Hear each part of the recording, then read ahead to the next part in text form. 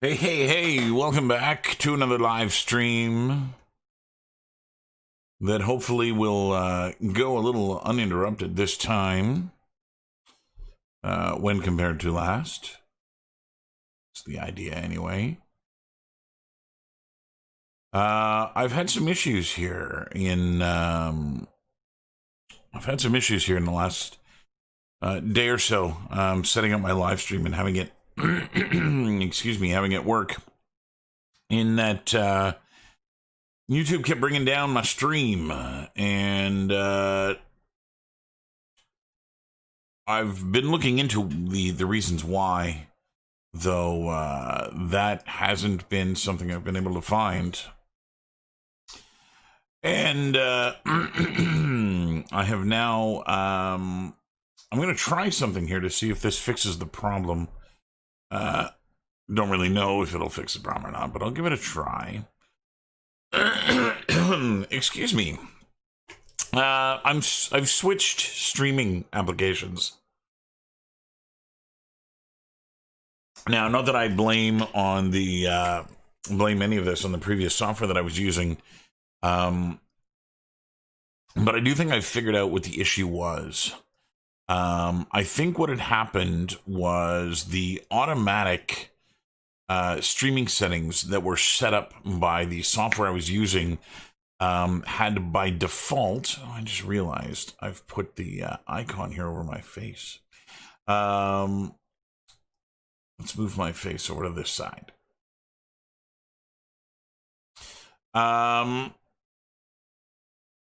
it's made me realize that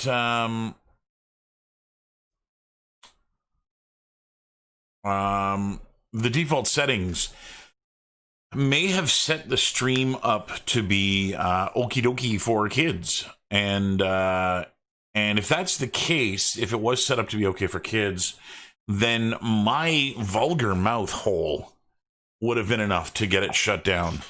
And so that might have been the issue. I don't know for certain that that's what happened, but it is a possibility. So I've gone back to OBS here, and we're going to give OBS a go and see if that's not any better at getting things moving here for us.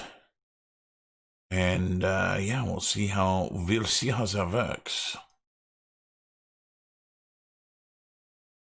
Luckily, the stream is yesterday's stream wasn't all that interesting. Is good to get a good solid workflow, but I didn't actually end up doing any of the engine work or any of that stuff yesterday. I was actually just plugging away on a single asset, and the stream coming down and going up and coming down and going up was reason enough for me to not care about that. Now, I did when they brought it down, I did argue it, saying, I didn't break any of your rules.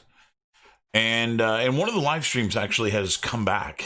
It's in my my YouTube channel again, and so that is a good indication that I hadn't actually done anything wrong. Now, there was a message that was tagged along on top of this message that I got that I was being brought down, which simply said, "Excuse me, my throat is not what it should be today." The message simply said that due to COVID-19,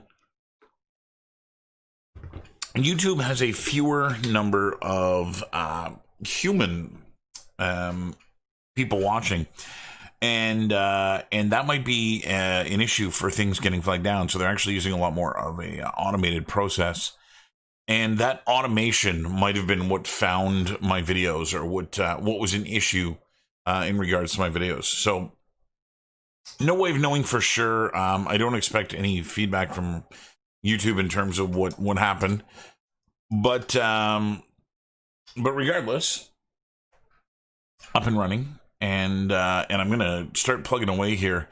There is one crucial major component of my game that is missing that I should probably start plugging away on.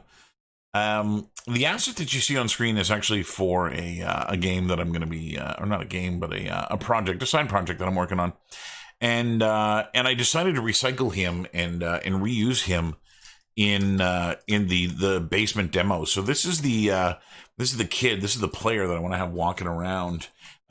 This is my ZBrush file, my high poly version of the kid. And I've got a good chunk of him done, not to the point that he is done. I shared on my Discord server a couple of renders of his face in the engine, and so I'm at a point where I'm already starting to play around with materials and what have you for this guy. And I thought I might maybe do a little bit more work on him,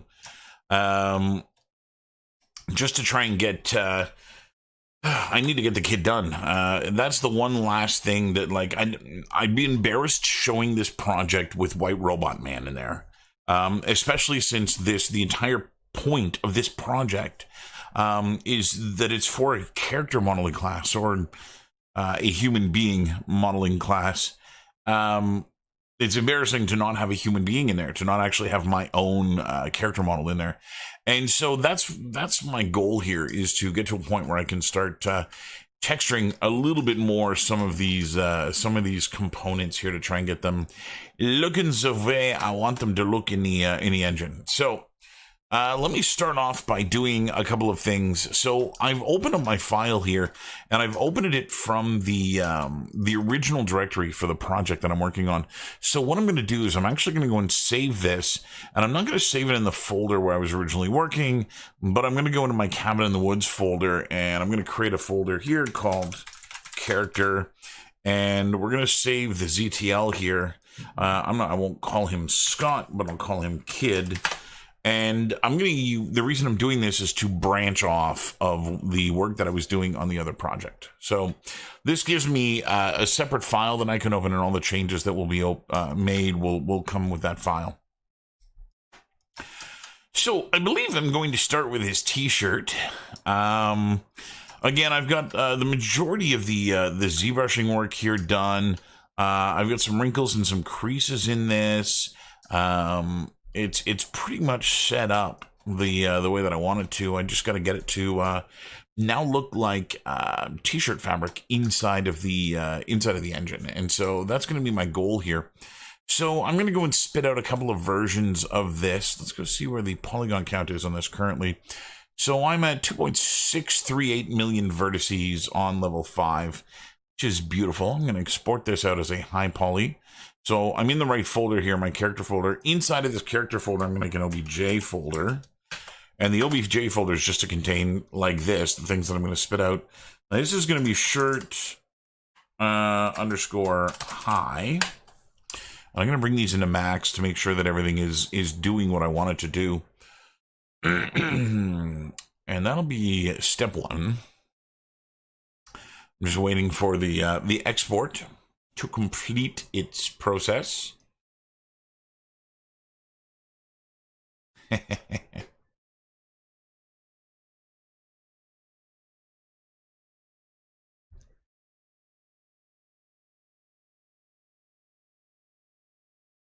I know it's because...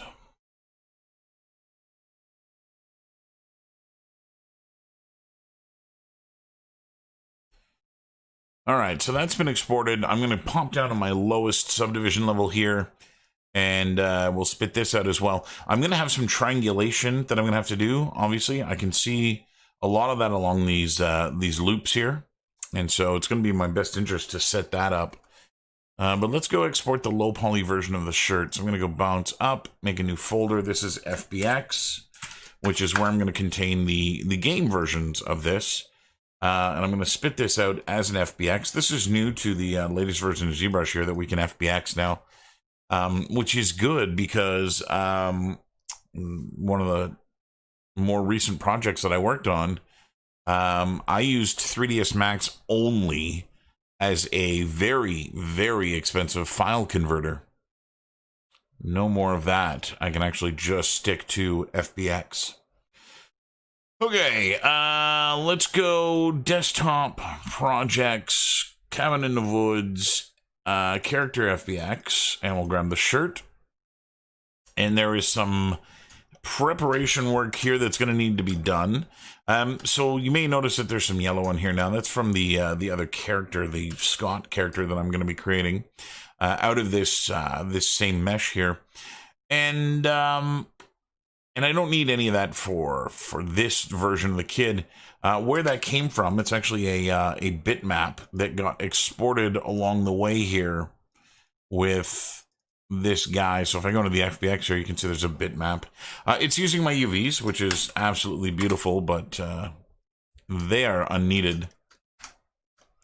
So the reason I'm in 3ds Max, there's a twofold reason to this. The first reason is I want to ensure that I have a single smoothing group on my whole shirt, which ZBrush, while it will export, is not going to take care of that for me, so I got to do it myself. The second reason is to then triangulate any areas where I've got a large fold like this, and that the fold is not behaving the way it should. So when you zoom in on this fold here, and I angle my camera correctly, you'll see that triangulation is actually bending some polygons in. Okay, so this polygon here, which we can see is bent in half this way, should actually be bent in half this way, curling around that smooth. Now, it's not the end of the world. I've made the shirt fairly high poly, so it will actually stand up pretty well to not having this done. However, it is something that I do want to have done just to protect the silhouette and the normal mapping once I get this in the engine. So all I'm going to do here is just start with an edge, or a vertex rather, and just follow it diagonally wherever it goes until I get to about here. So there's another wrinkle coming in the other direction. So I'm going to stop there, and I'm going to use my shortcut that I've created to connect vertices in order to connect all these guys up, thus setting in stone where that triangulation is going to go. So again, if we go watch one of these bent polygons here that should be curving really nicely with this, going in and connecting these in this way is going to be very important. Now, I have found that most riggers and animators have a little bit of a coronary when it comes to triangulation, and they want everything to be quads. But the shape of my model is more important than the feelings of my rigger. You can quote me on that.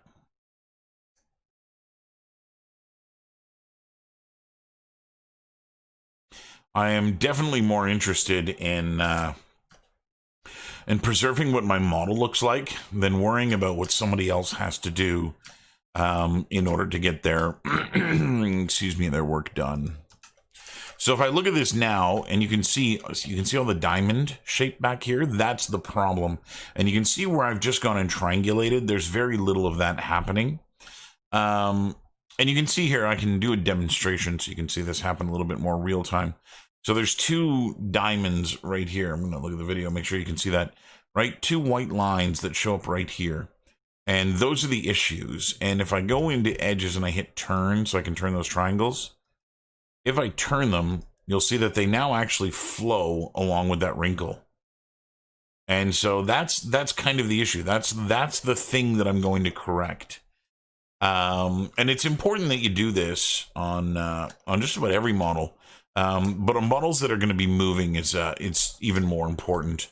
And you can see, like, this happens in a lot of places here. I've got a lot of wrinkles that I want to go and correct. Now, some artists, when they work on clothing like this, will opt for a different route when doing this. I prefer my polygons, at least at something at this resolution, I prefer the layout of my polygons to support the clothing's UVs than I do the three-dimensional shape of the clothing. And the reason for that is that the mesh is dense enough the way it is that it's not really going to be too much of an issue once these are triangulated. But it does provide me with very beautiful UVs. You know, my UVs are that we would get out of Marvelous Designer. Whereas if I do it the other way, and the other way is by doing a Z-remesh inside of ZBrush, that'll give me topology that follows the flow of the wrinkles really, really, really nicely, which is really good.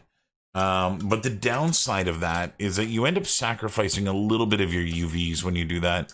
And there is some work you can do to recoup them, but I find just in terms of speed, it's faster to not, which makes it just a little bit easier for me to go through and do it in this way. I would absolutely love it if I had a tool that would allow me to just click on a polygon and it would create that edge for me in the right way. But as far as I know, there is no tool that does that. I could triangulate the entirety of the mesh, but just like right now, there are some polygons that are bent the wrong way. If I triangulate it, the triangles are going to be bent the wrong way. And I'll have to manually go in and remove an edge and then add an edge. And so that's even more work, which is not ideal. And so what I want to do is just kind of hit some of the really, really, really rough areas.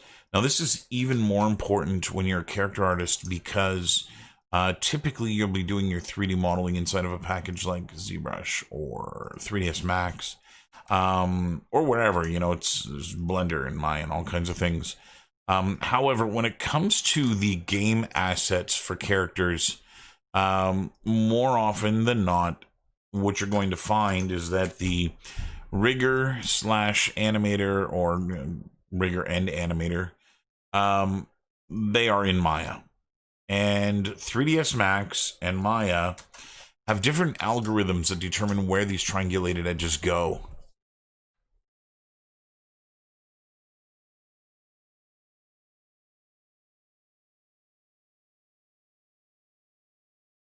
Yeah, it's really important, dude, when you're plugging away on this stuff to make sure that topology is beautiful, right? Like, especially with a model like your Ben Reilly model, like the thing that is the utmost importance is how that mesh deforms, right? That is what we're going to see in the engine. That is what people are going to see when that model is in a game environment.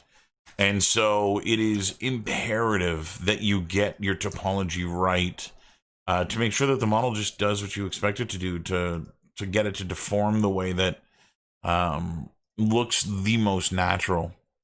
And again, it's a really, really tough thing to do, especially if you don't have a lot of experience doing it. You know, I've been doing characters for quite some time, and I have found that I kind of get used a little bit to the flow of where some riggers like things. You know, I've got a rigger that I work with right now that I feel like we're kind of in sync with, you know, me knowing what he likes in terms of topology for when he rigs a model and when the animation works. I've had very little friction with him in terms of putting this stuff together, and that really does make the job a lot easier. But you know, you started a new studio or you work on a new project and you don't know, like you might have somebody completely new that likes things done in a very different way, and that can really mess with your chi. Hey, Christian, how you doing, brother?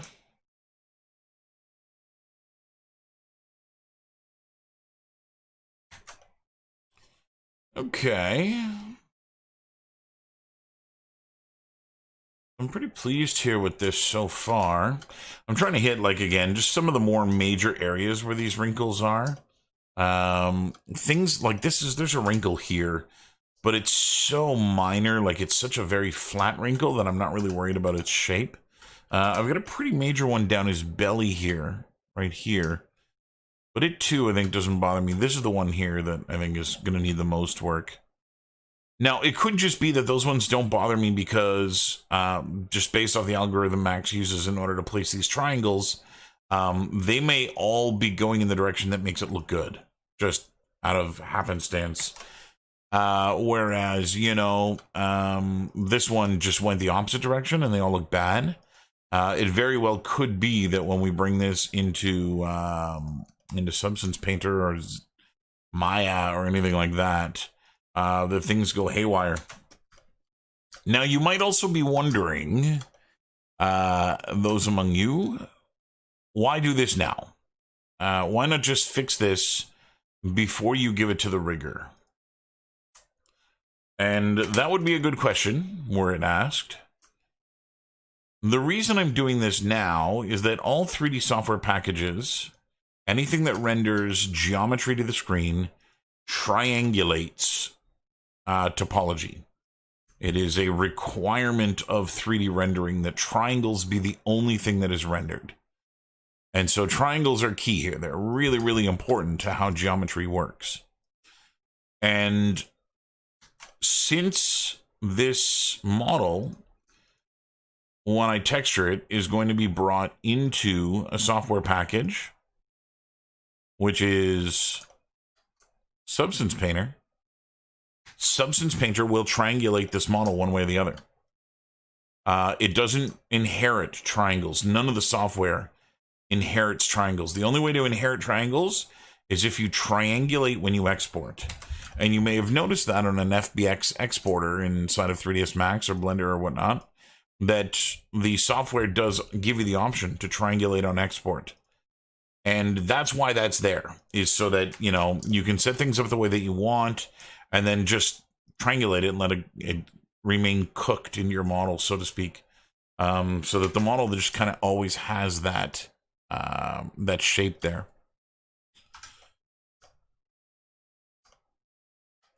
Not too bad. I think this little area here is the last thing I'm going to fix.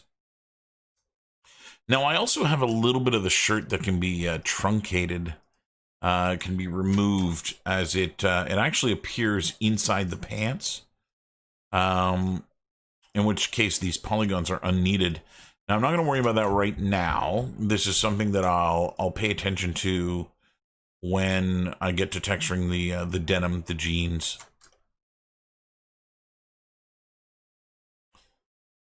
Now, ways back, I had purchased a Substance Painter, and I guess it was just algorithmic, a tool that somebody had made using Substance Painter, Substance Designer, which was a denim designer, is what it's called. And it's a tool that's supposed to be used to generate denim textures really, really nicely. And the idea was that I wanted to deconstruct it to see how this artist had put it together. So that I could put my own spin on it.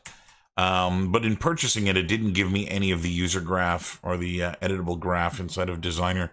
So I wasn't able to actually reconstruct what he had done. And while it is cool, I do have a few issues with it that have limited me. I've never actually used it.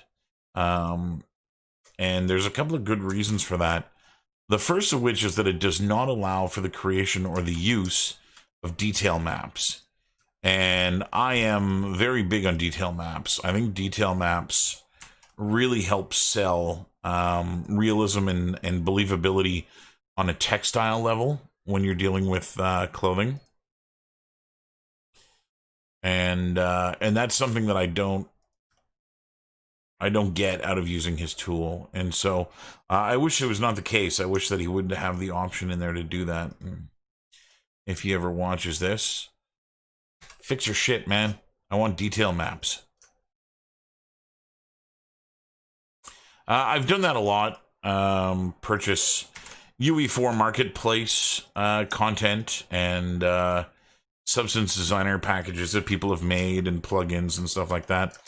Because I love reverse engineering them. I love going in and seeing. It's almost like being able to peer inside of someone's mind and seeing how they problem solve certain things and the end results of what their problem solving was. I always really like that aspect of it. So okay, I'm gonna say that's good enough for the shirt. I want to double check on the layout of my UVs here. Okay. So my UVs are beautiful. You can see where the triangulation has been applied here, up and close on this view. It is important to note that my texture needs to be twice as wide as it is tall.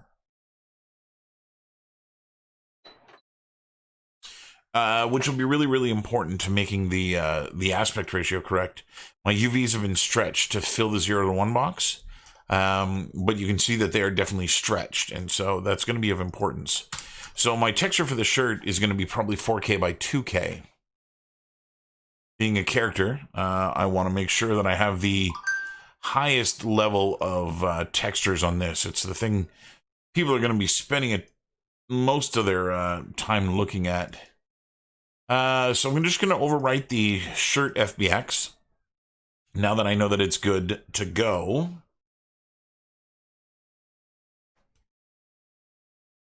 Ping on my phone. We'll see what's going on.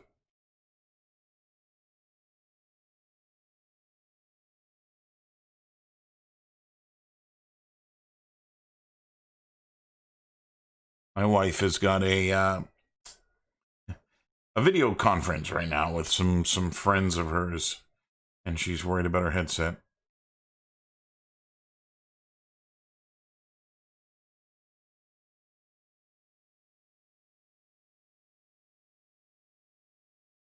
All right, so the shirt's been exported. I am going to go and double check the other shirt as well, which is the high poly.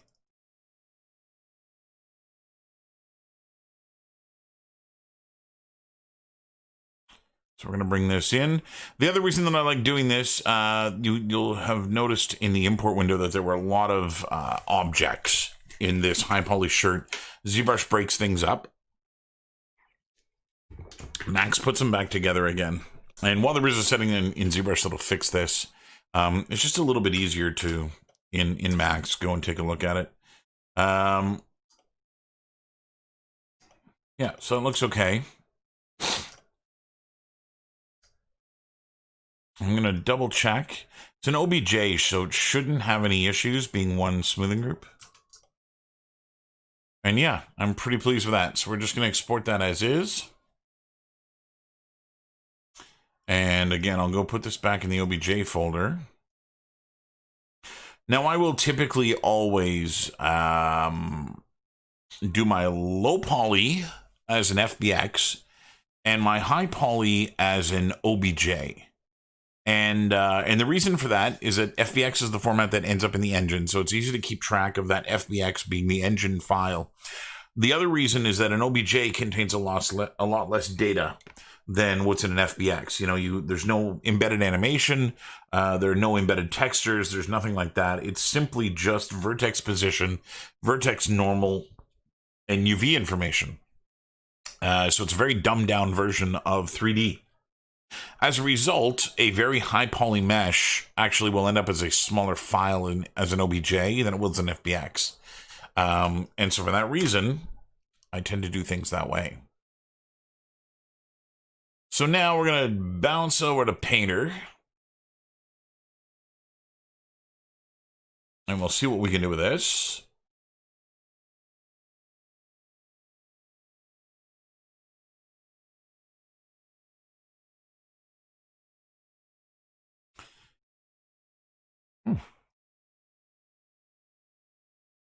Bizarre, it didn't ask me about the latest version. A little concerning. Normally it does that. Anyway, let's go projects, Cabin in the Woods. There it is.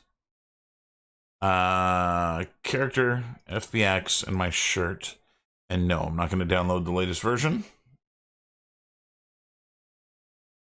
We'll hit OK.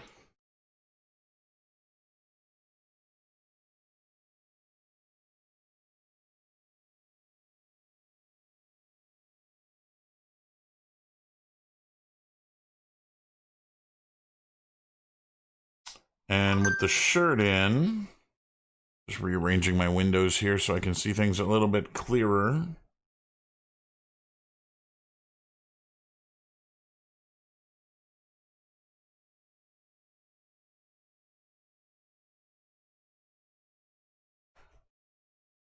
More tech support for the wife. Sounds like she's good. All right. So there's the shirt. I do want to ensure that I'm not getting any really bad. There's a wallop right there. So there's a little bit of a bend. You can see it right here, which is up in the top of this wrinkle. And it looks like there's a couple over here too. I'm going to do a bake and see how bad they look. Again, I believe the density of the shirt is sufficient that those may not be an issue. We'll bake. We'll test it out. So I'm going to do a bake here. The first thing I need to do is unlock this and set my height to 2048. We're going to do 4K by 2K. And we're going to go bake at also 4K by 2K so that they match the resolution. We'll load in the high poly mesh. We'll go and set the anti-aliasing. And I'm just going to bake my normal first. It's the only thing I'm really interested first. It'll be telling us to whether or not the geometry is going to work. And so there's no sense in baking all 7 maps. I'll bake one, see how clean it looks. If it looks good enough, then I'll bake the rest.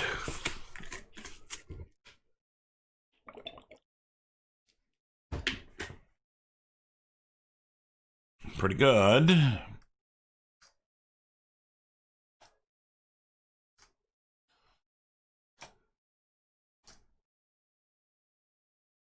Yeah, there's another right there. So there's another wall up here that I can actually see them catching the light. So I think those ones bother me.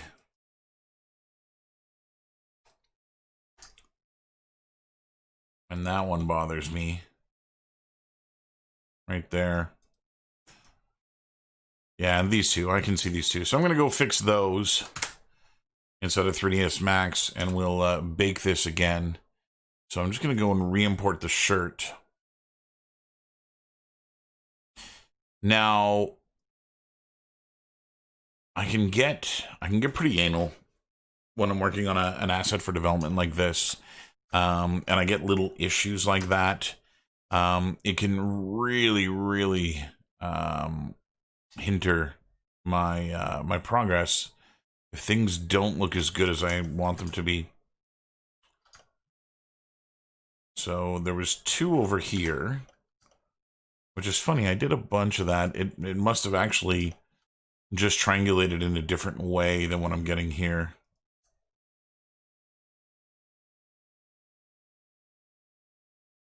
Come on, I dare you. So you guys are awfully quiet today. There's not a lot of people chiming in. Am I to assume that everybody is just working?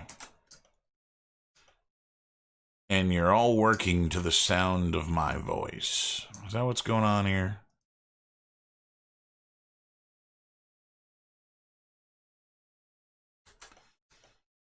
The crappy thing about them videos coming down yesterday is that they weren't just uploads, right? They weren't just videos. I was live streaming. And it wouldn't have been such a big deal if it was a pre-recorded video that got taken down and then YouTube was like, oh, sorry, we messed up. And they brought it back the way that they did. But it's more the fact that, that's better. I'm going to go back to Painter and see where the other one was. Yeah, so it's on this wrinkle here, and it's on the inside curve. Oh, weird. So that is not actually triangulation error. That is actually just the shape of the geo. So that one's gonna live. That one's gonna live. He's gonna stay there. Now it was down here. So I'd done a few of these things here, but I just hadn't done enough. Attaboy, Christian. So those of you who aren't currently in the Discord, I've made some changes to the Discord. I've added an area. I'm going to kind of treat this Discord as a Students of Topher Discord. While I was using it for teaching remotely when the pandemic first hit, it seems like a lot of people are still hanging out and conversing there. So I think I might just leave it up and running. And I added a new channel to the server, which is a work in progress and feedback, where people can go throw some renders in of stuff they're working on if they want to get some feedback. A former student of mine has taken the plunge into teaching, and Bobby, he's been giving some feedback over there on the Discord, and I think it'd be a nice way to keep in contact with people. You know, this industry is really, really good at pushing people to the four winds. You know, there's not a lot of studios in one place. Yeah, I mean, you get your Vancouvers and your Montreals and things like that, where there's a bunch of studios together. But for the most part, you know, most of the people I know in the industry were kind of all over the place. And so I'm going to kind of use that as a means of being able to keep in contact with those souls, and especially those who are former students. And, you know, maybe treat it as a way to give back to those who are behind us in terms of their learning of this stuff. No, it's former students too, Christian. You are allowed in. I'm not going to make the mistake. I'm not going to make the mistake I did yesterday of posting the Discord link in the video. I put it in the chat yesterday. And I think that's what got my my stream taken down, because the Discord link can actually go anywhere, right? And if it went somewhere not so good, there'd be hell to pay. It didn't go anywhere bad, but YouTube doesn't know that, and so anyway, if you're interested in coming on by the server, shoot me an email. I mean, you guys have all got my email address. If you don't, you're watching the live stream, and that's connected to my email address. And so, you can shoot me an email, and I will send you the link to the. Oh, that's odd. And I'll send you a link to the server so you can hop in. And you can be both sides of the coin, which is always useful. You can both review people's artwork for them, and then you can also get your own stuff looked at too. You know, the more eyes people have on things, the better the end result tends to be. You know, feedback is never a bad thing. As long as we're all kind of constructive with the feedback, it should be a pretty good thing. And so I'm going to keep that up and going. While I'm working from home, I kind of have Discord up and open all the time, and so it wasn't until talking to Bobby that I realized, I don't know what happened. I guess it was just that the studio switched over to using Discord, that it just became a work tool for me, and I stopped using it for school. And so it was nice to go back over to my server and see that most of the students are still kicking about and using the room and stuff. There were still some conversations being had and what have you. So I'm going to leave that open and start using it a little bit more, and start being a little bit more present in there. And so hopefully we can start building a little community in that area, and trying to help us all along. And as the need for more rooms or more sections of the server arise, you know, maybe we'll add some more. I know that most of my students are ones that are yeah. And so yeah, I'll start adding some more rooms, right, when things get a little bit needed. So, you know, keeping track of where people are working, and also doing things like Job postings. If you're working at a studio and you're like, oh, you know what, we're looking for a new junior environment guy or a new junior prop guy. That might be a good place to start posting. And so we'll see if we can't grow this little community of ours here by doing that, and see what comes of it, because it'll be of help to some, I think. Yes, Christian, you can message me on LinkedIn. If you're looking for the server address, LinkedIn is another way that you can get a hold of me. I think most of you have me on LinkedIn. I know most of the schools, LinkedIn ends up becoming part of the final semester in terms of what you're being taught. Get on LinkedIn and start connecting with people in the industry. And it's one of those things that it's like, man, it's really, really tough keeping in contact with people. Because the industry is so vast on the planet, right? There's people kind of all over the place, and that does change things. So let me edit my project here, and I'm just going to select the same mesh again as my low poly, and I'll do another bake, and we'll just go see here. Fan is chilly. Yeah, so I still get some of the wallops here, but I think they're going to be unavoidable with what I've got in terms of this. Now, I want to make sure that I'm not just looking at the shirt up close, but I'm looking at it, really similar to what I would see in a game environment. And so that's why I'm going to have it over like this here. The kid's head, his pants and whatnot. Like, that's a pretty good indication, pretty good look at what this is going to look like.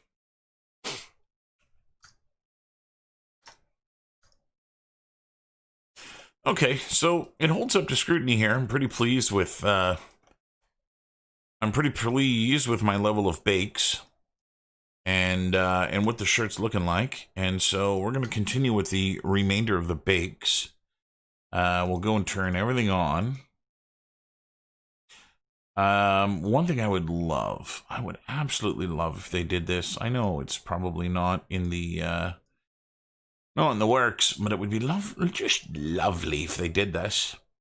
I would love the ability to, with ID maps, do it based off UV Island, which is currently not a setting they have. You can do it with, that's you, Christian. Those bings, those dings that you're getting.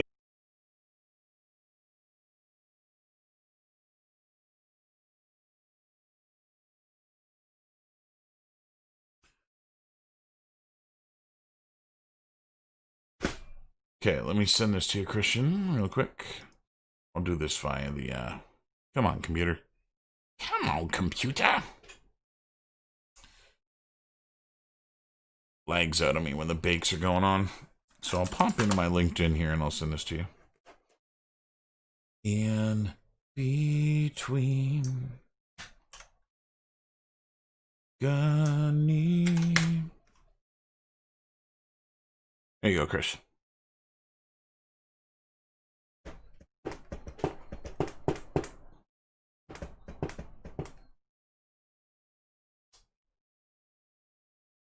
All right, so that's all the baking done. That looks pretty good. I have very little issues with what's going on. It's not perfect.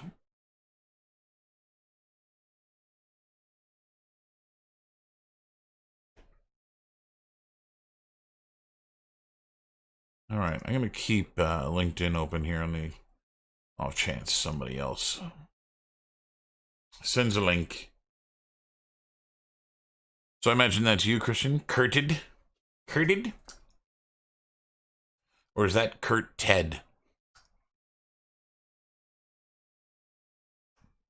Because I'm somewhere well in between.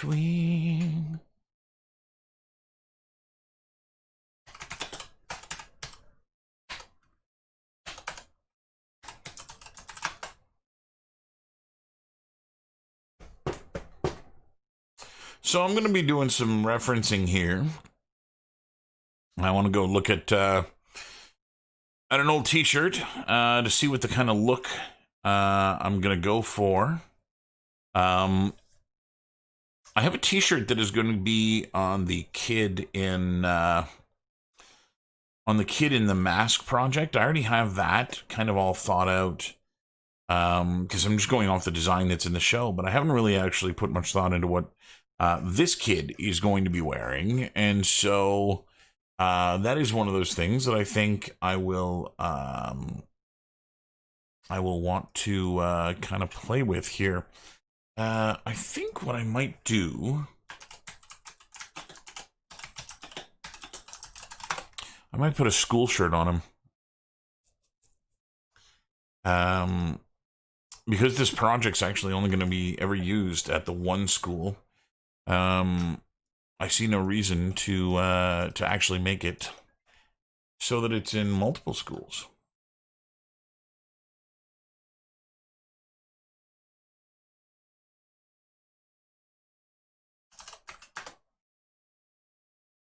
Okay, so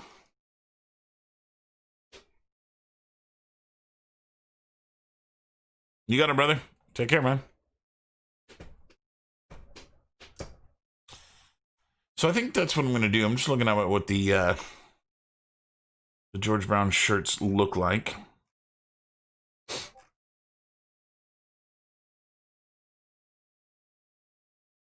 And I'm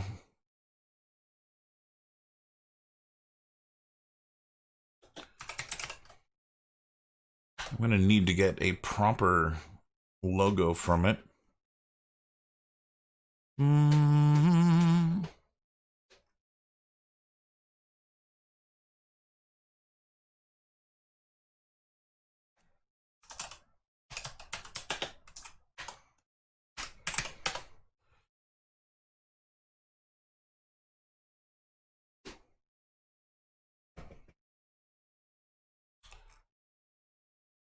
I don't actually see the image that's used for print.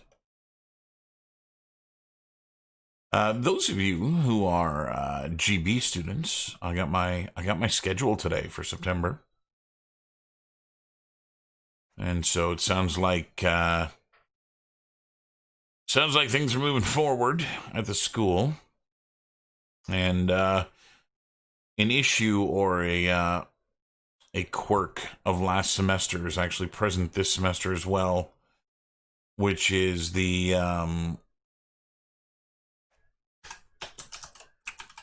sixth term is down to a single semester, which is disappointing. Means that we've got fewer kids coming out the back end than we normally do, which is something that you don't typically want at a school. The odds of somebody going really, really far out of that semester is lessened by having fewer students, and so you definitely want to have a lot of people come out the back end of the school. And yeah, I found out we were only getting there we go, that's what I wanted. Can I do that? You gotta be kidding me. So I found the image, but it doesn't look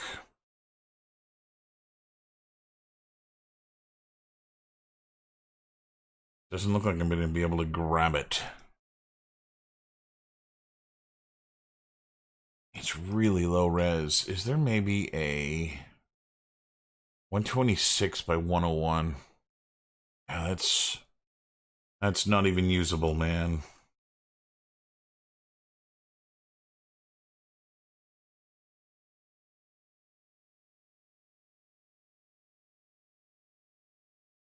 Yeah, 126 by 101. There has to be an image here. You're getting pings. Where are these pings coming from? They're Discord pings, but I'm not Oh, there we go. Christian posting. Oh, hey. That's looking nice, Chris. Pretty snazzy. Christian posting some links of his pistol he's working on in the Discord channel. Good stuff, brother. Good stuff. Okay, back to trying to pull this logo out here. So this is the logo that I'm trying to do, but it's far too low res. I just want to see if there's something in here that I can actually play with that might give me a different image. So it looks like this guy might actually do that. I don't think this is actually scaling this thing up in any way.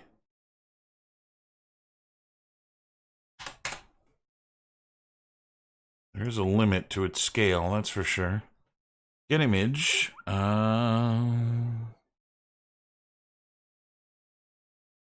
got it, man. You got it. So yeah, there's all these different logos here. I'm just trying to pull one of them off to put on the shirt. I would like it to be as high resolution as I can get it, which would be of use. That's for sure.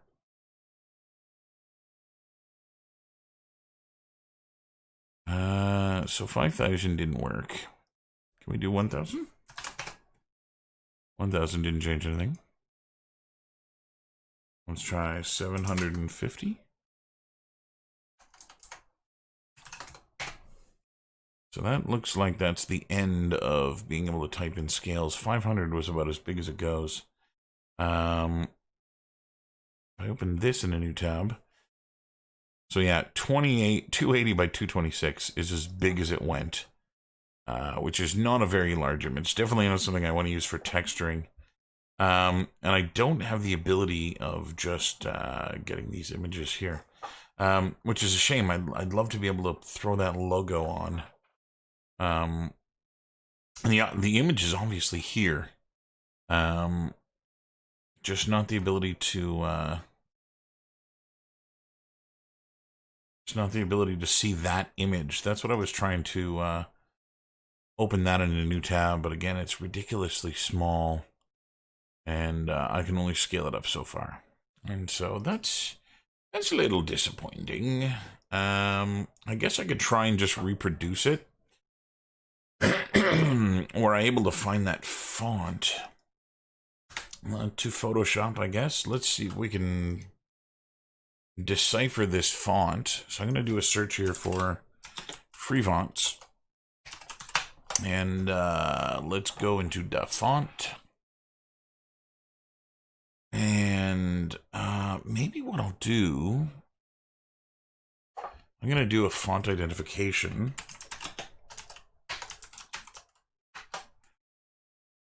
Let's do font identifier. And I'm going to save this image. Let's throw it on my desktop for now. Forever. And we'll do the same thing here. We'll go to desktop. Somewhere in here. What?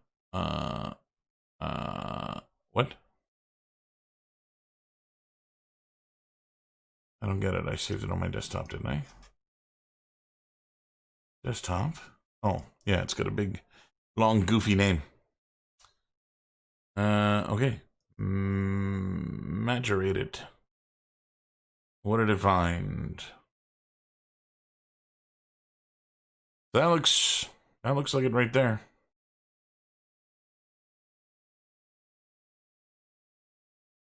That'll work. I'm going to click on that one. And we'll download that font. I'm going to assume George Brown was written in the same font. I won't really know. I also I thought I would apologize to all you lovely people watching the stream for that. I have the world's loudest, clacketiest, clicketiest keyboard. God damn, is this thing loud. I didn't want Photoshop open. It is the loudest keyboard I've ever had. Which is funny because it's actually a digital keyboard. It's all fiber optics in here. And it doesn't need to click. It can actually be completely silent. But they decided, fuck it, let's make this shit loud. Call people's attention to this keyboard. And, my God. Okay, so this font is called Superstar. I'm just going to drag it into the Windows Fonts folder here. And that'll be it. It'll be installed. Which is why I closed Photoshop. Because you install a font while Photoshop's open. Photoshop will not then read said font. It won't have access to it. So.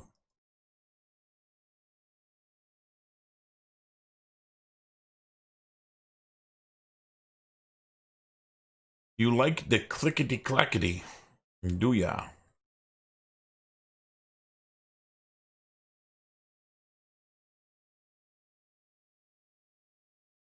Bobby's talking to you on the Discord, Christian. Okay, new. You know what? I went and closed all of those, didn't I? I guess what I'll do is I'll just import the image.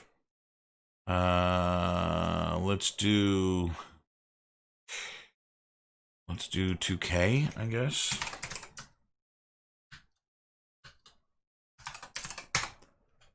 Are the same that burn crosses. Some of those that work forces are the same that burn crosses. Oh. So you can see the little issue I have here, which is goddamn that's small. And so let's see what we can do about making a usable version of this here. So all I'm going to try and do is just duplicate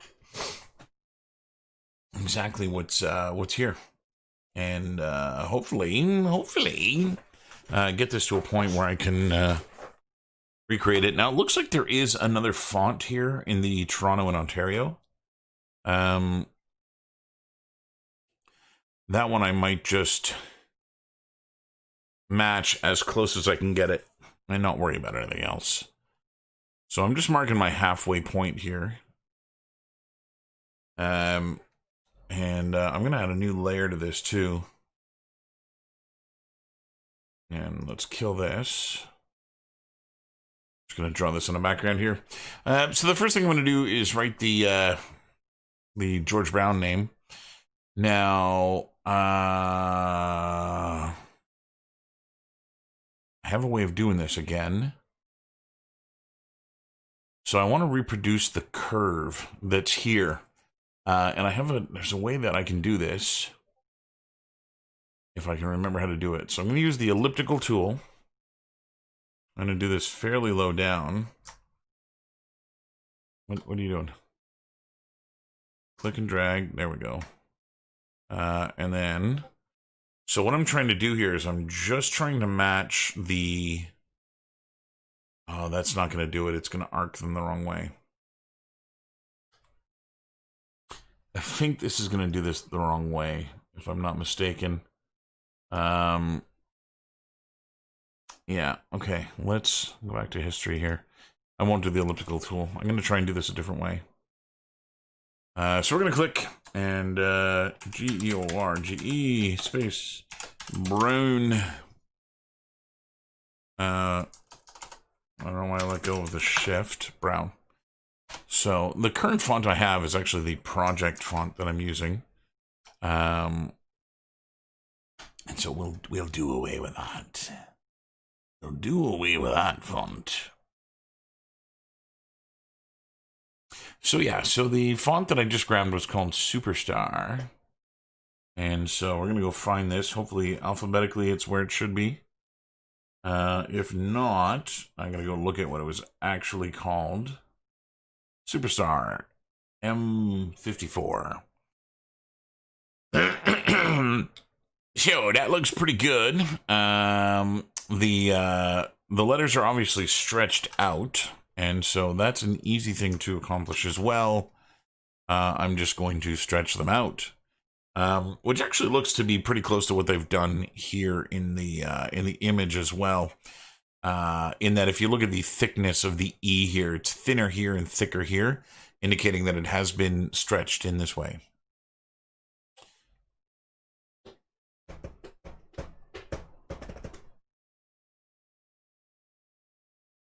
So, the next thing I'm going to do is try and arc this a little bit.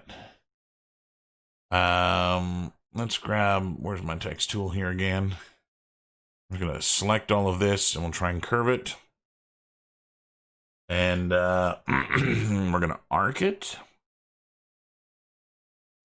Let's bring the bend down. So the issue I have here in bending this, the original one, all of the letters are completely vertical.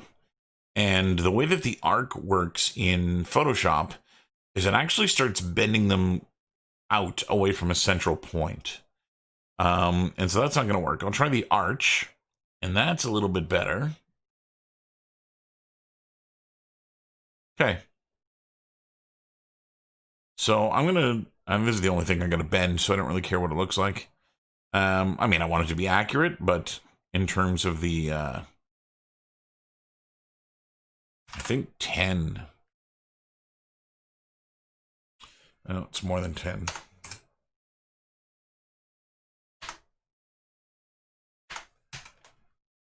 Yeah, that's what I'm going to do there. And then I'm going to go and select the color here for my font, which I'm just going to grab from one of the bigger letters. And that should be good. So there. Step one, I've recreated the first part. So that's good. Make sure I spelled everything correctly too. Okay, next I'm going to grab my font tool. That's really the only one that's going to be difficult. I can write the date here. And we can scale this up until it matches. I'm going to close the distance here until it matches.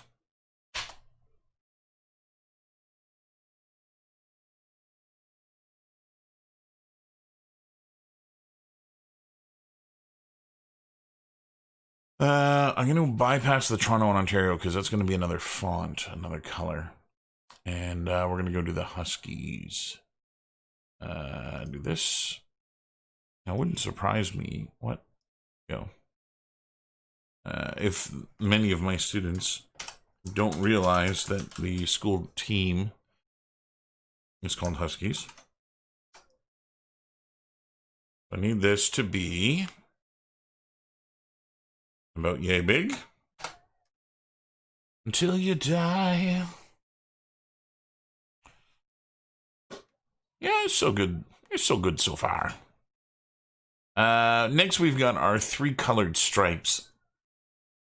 And I'm going to cheat this just a little bit. I'm going to grab a single pixel of the stripes from here. And I'm going to paste them in here. If I can find them. I feel like that didn't actually copy anything. It's image mode. What mode is this? 8-bit RGB. Okay, and this one, 8-bit RGB. So why did that not actually copy?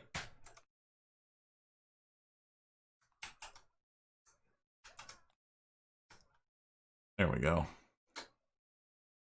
Now, in grabbing a single pixel of this image, what that should have done is eliminated any funky colors. And so I can actually go and stretch this guy out now. Like so. Oh, you blurred to hell. Yeah, we're going to undo that paste. Okay. Do it the old-fashioned way, I guess. When in doubt, do it the old-fashioned way. So we'll eyedropper the color again. What's going on now? Getting these weird bits of lag for what I can tell, no reason. Okay, so I need to draw a box here. Something about that size. And I think what I'm going to do...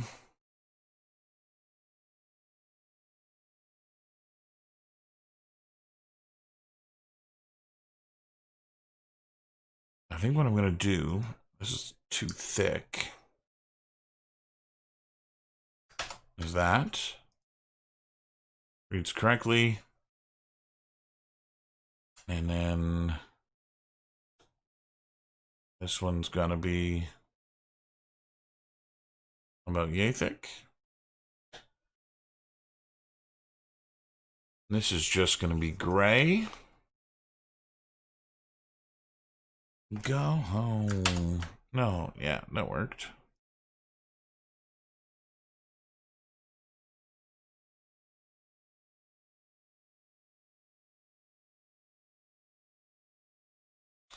And then below that is a two-stripe, two-tone color, which I don't actually think is two different tones. I think it's just pixelization here. And so I'm going to use my best estimate as to the colors. And then I just want to square these off.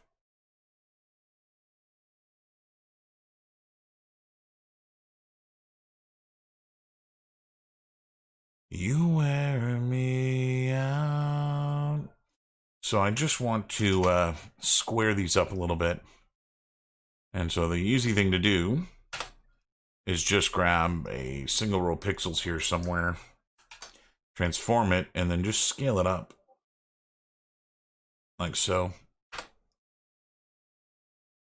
Okay, so the final remaining little bitty thingy I gotta do here is just write the Toronto and Ontario bits. And again, they're gonna be in the same blue color that I've already got.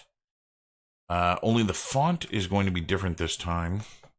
So, if I could spell. Onto, there we go. And I'm going to scale this up about there. I'm going to put it here. There is no teen wolf, my friend. There is a werewolf. I guess it would be up to the student if the teen variety of the werewolf is what they wanted to do. And I don't recall. I honestly don't remember what I did for the werewolf. It's the werewolf.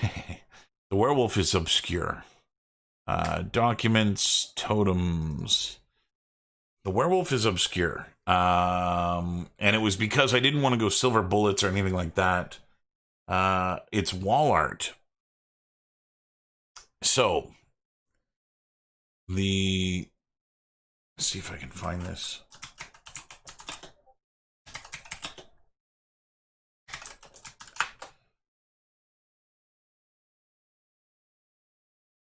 So there is a whole slew of these images you can get that are cheesy. I'll see if I can find them here. Hey, get a turn dance floor again.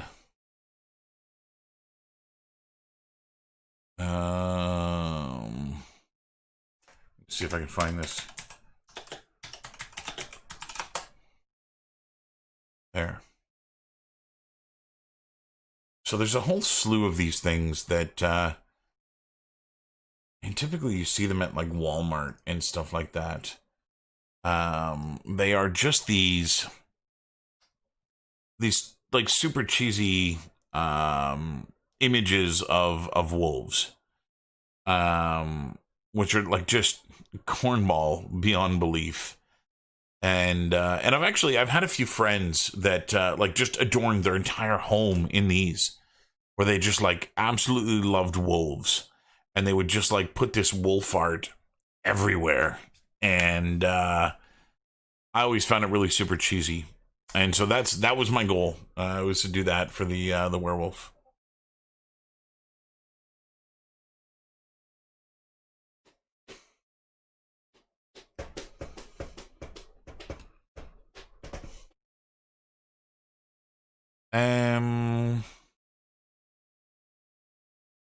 Actually, Ian, if you're here, Ian, are you here?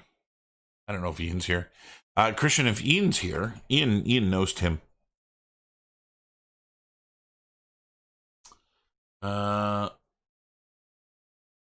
That's not it.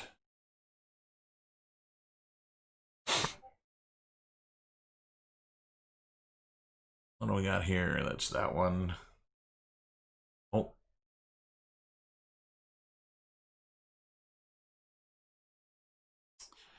I need to move this. Where are you?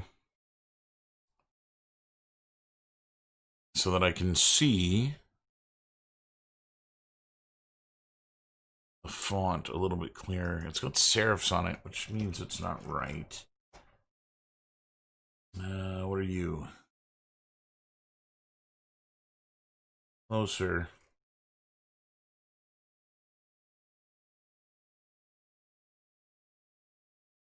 That looks like it.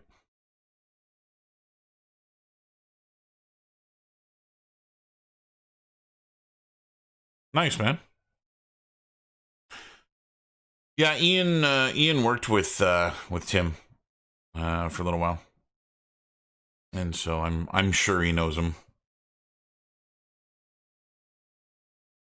I'm going to simply duplicate this layer, slide it over to this side, and replace the font for not say Ontario or Toronto, but say Ontario. Okay. Looking like Joe Dirt. Let's see how I did.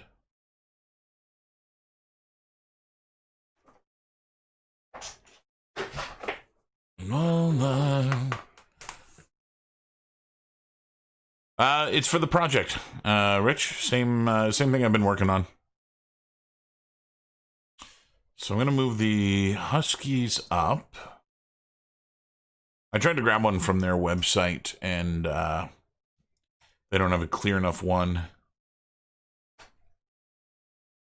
Boom, boom, boom, boom, boom, boom, boom, boom. I think what I'm going to do is I'm going to trim the colors to just match the Huskies font. It seems to be the way that it's positioned in the other image. There is a little bit of like, I can see that there's curvature or something here, which I don't care about. I'm being a low life. Okay. Not too bad. I think the Huskies can come up a little bit more. About there. And done. Okay. So we're going to save this as a PNG. Projects. Cabin in the Woods. Character. Reference. PNG.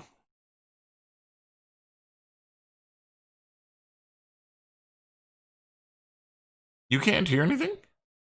Tell me you guys can hear me.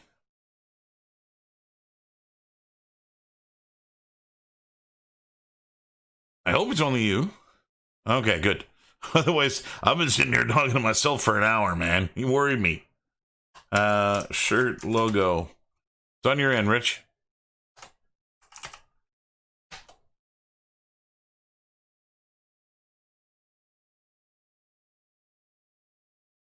Okay. Being a low life. Fantastic. Good to hear. Okay.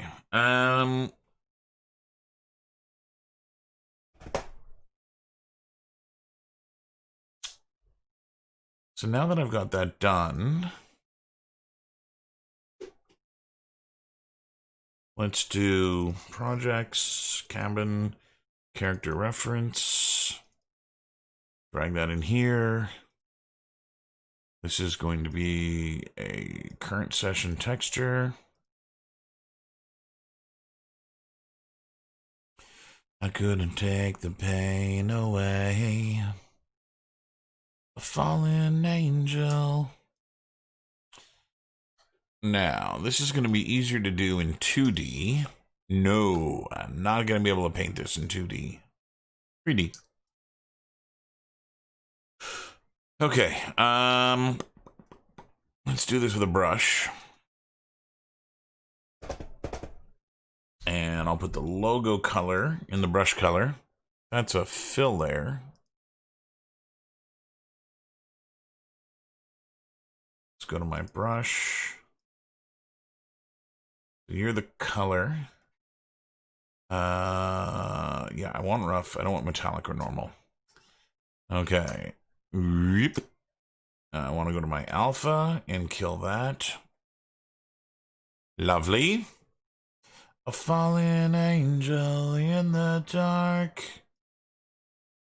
Increase the size. And I need to go look at the sweatshirts again.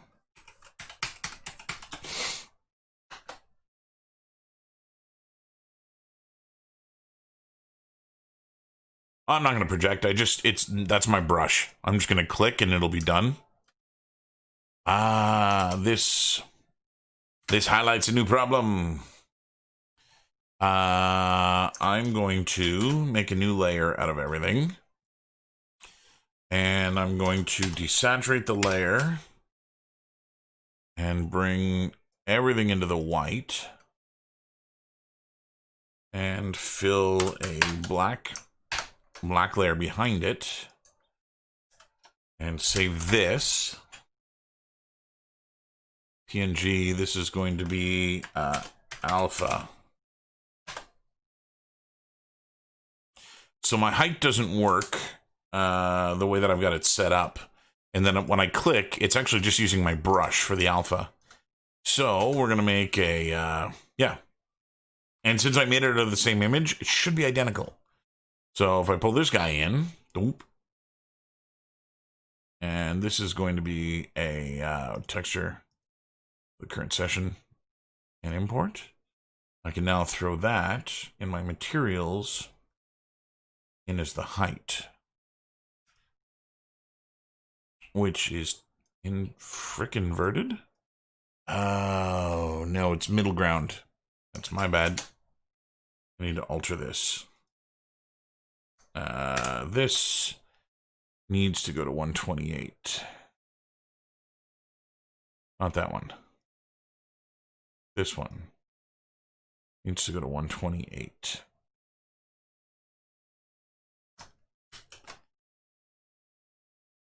It's normalized, but high and low. And so to overwrite this is one of my biggest pet peeves with Painter, is that I made changes to this and I can't re-import it. There's no refresh of this image. I have to import an entirely new instance of it, which is stupid. Give me a refresh button. For the love of all that is sacred, let me refresh. Current session. And then this one is the height. Okay, test check. Oh, almost. It's almost there. It's actually...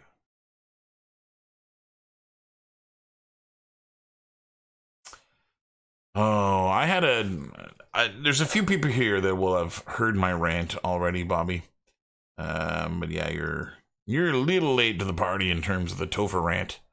I got a big problem with that game. Big problem with that game. Okay, is it going out or in?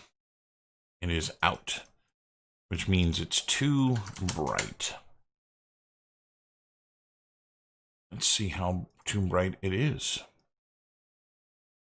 It is 50%. But it's too bright, so I'm going to bring it down. Okay, L. And I'm going to bring it down in darkness. Let's go down that. See if that works. I haven't played it, my friend. I haven't played it. I have no urge to play it. I got me some problems with that studio.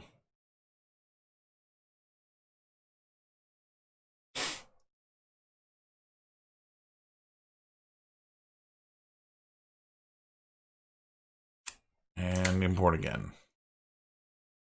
Okay, regardless as to whether or not this works, this is the one I'm using. You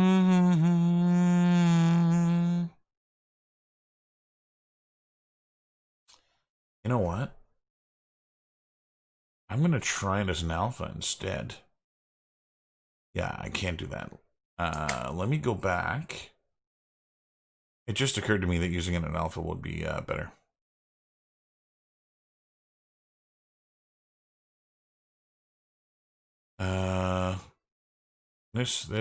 That. I'm just going to do this as an alpha. I don't have to complicate my life none.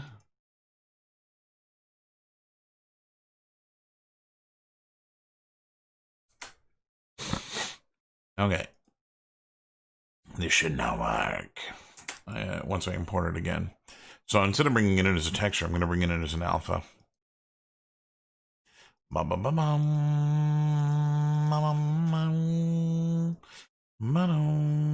Nope. No, not a stencil. An alpha. Oop. There we go. That gives me the height without any of the issues. I'm pretty sure I'm happy with the height. I just need to line this up as close as I can get it. Go look at the shirts again. They are pretty high up on the shirt. Dunk. We'll call it that. The wall pigs calling. All right. So I'm going to rename this logo. And I'm not convinced that that's the height I need. But this is why doing it with an alpha is better. Because why did this not reset? There we go.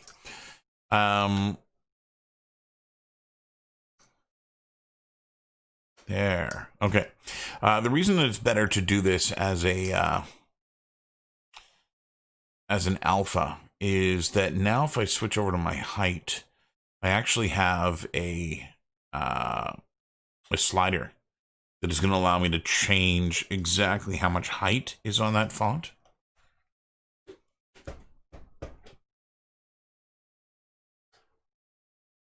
Okay.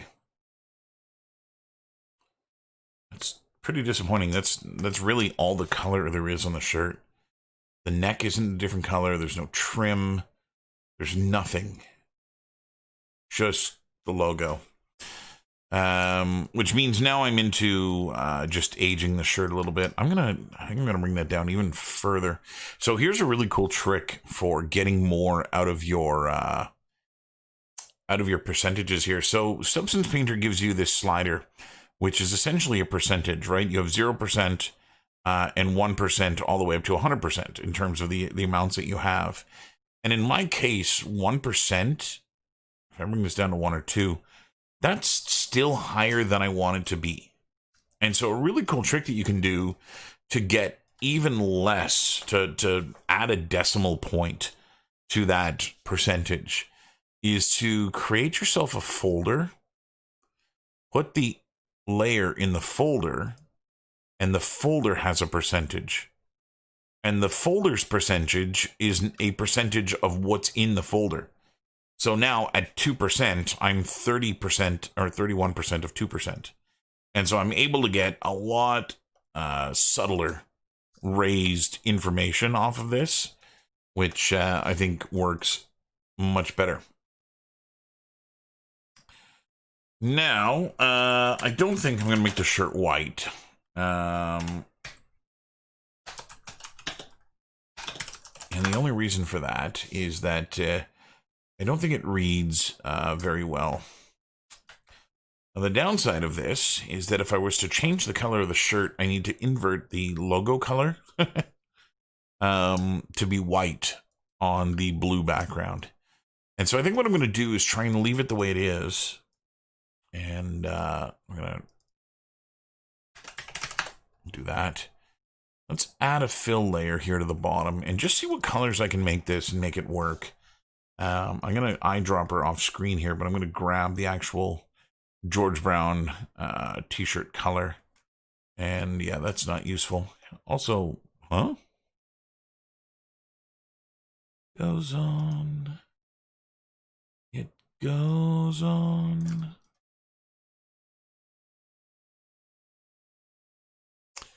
So I'm definitely not happy with the blue on blue. Never mind the roughness. That's obviously not very t-shirt like. But I'm not really keen on that. And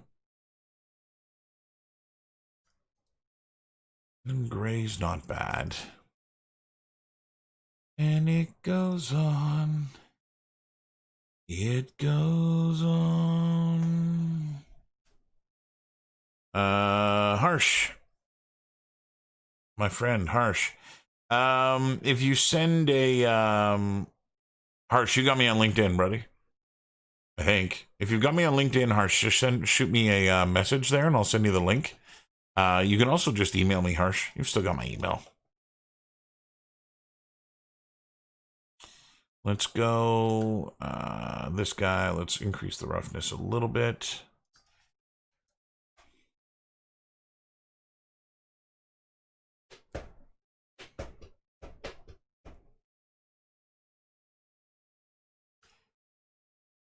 Yeah, that's not too bad, I think. Now, I think I want to dirty the shirt up. The kid is, again, kind of in this basement that's all grimy and grungy and dirty. And so having just this uber clean shirt is not going to work. I want to see... I'm going to be doing the fabric as a detail pass, but I want to go check out the Smart Material fabrics and just see what the weaves look like at this resolution. Again, I'm not predicting that they're going to look good, but I just want to kind of see what they do look like. Synthetic, super, sci-fi, creased linen, flannel.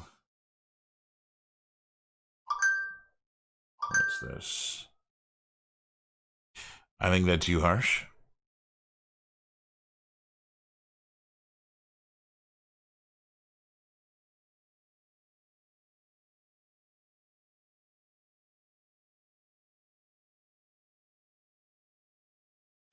I think that's you, Harsh. Let me go give you the link right away.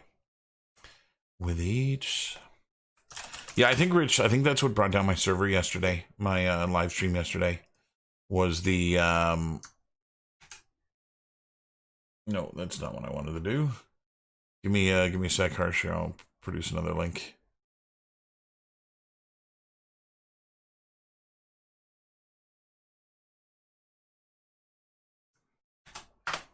There you go, brother. Welcome to the party, pal.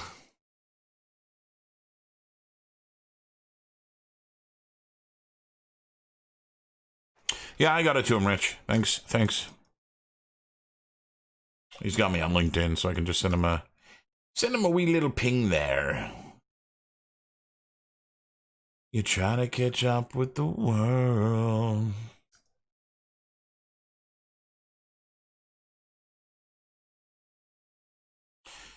Oh, you mean just like the random letters that show up after the, whatever.com?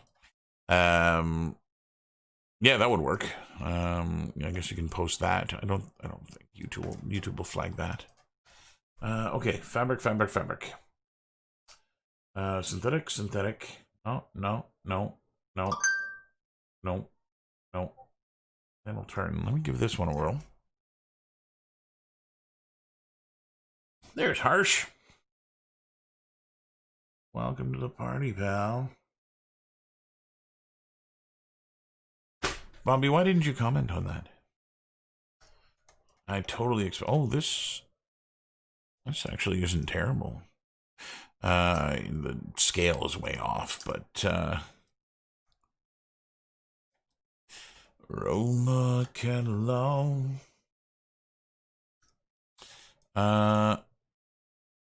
There's some funny stuff happening. Let me go and see if I can find where the pattern's coming from. Coming from there.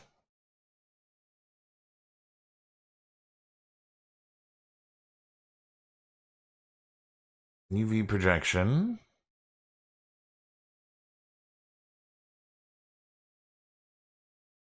That's what they're doing. That's clever. It's not quite fabric looking material, but it's clever. But that's not what I wanted. This folder is what I wanted. Be gone with you.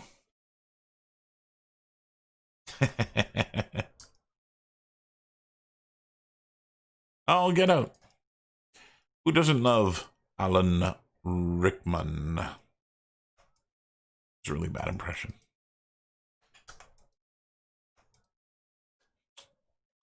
Okay, I want to see what one of my detail maps looks like here. That one is obviously no good. This is kind of what I was predicting from these things. There isn't enough, even at 4K, there isn't enough resolution here in order to get something that looks really decent. But I have a slew of alphas that I've made in the past that I'm gonna give a try to see if they're usable. I have one that's actually called T-shirt fabric that I wouldn't mind trying. I want to look at some of these things first. That one's no good. At least I thought I had one called T-shirt. Shirt? Is it just called shirt? It's just called shirt. So let me see what I can do with this. Texture, current session. Now, this is a really low res image. I think it's only 128 by 128, but I just want to see what this will look like here if I can get this going. This is going to go into the height map.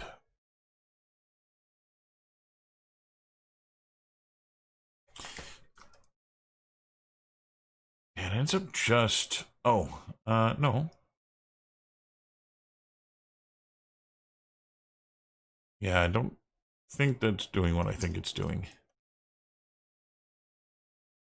But the idea is to get this to kind of look like a t-shirt. And again, I've put this in the height map here. And again, I would tone down that height map to the point that it just starts giving you the slightest indication of this stuff. That's 20. Let's try 30.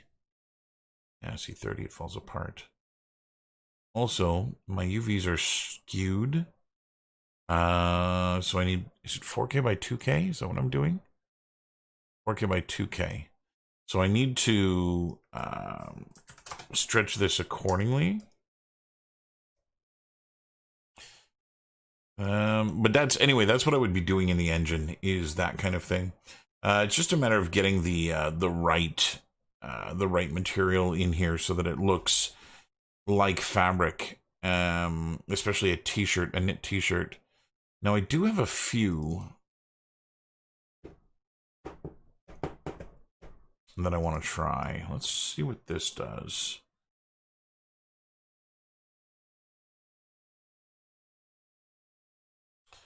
I'm going to swap these two things out.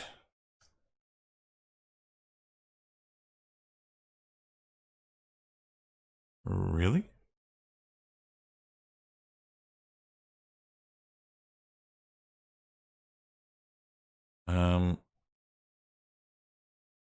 Lock this again.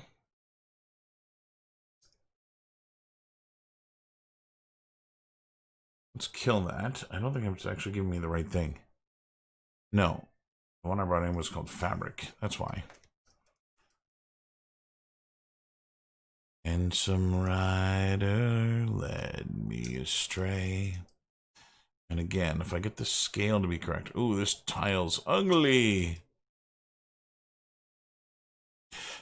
Never do as I have done. That's no good. It's got a really ugly seam.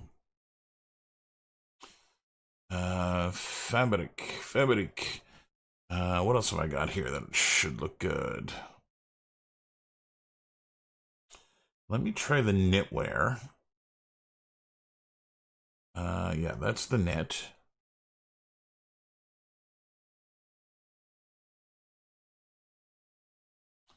When I made this, I actually was sitting with my wife. My wife knits. Really quite talented at knitting. This doesn't tile. Why does this not tile? Why have I got images that don't tile?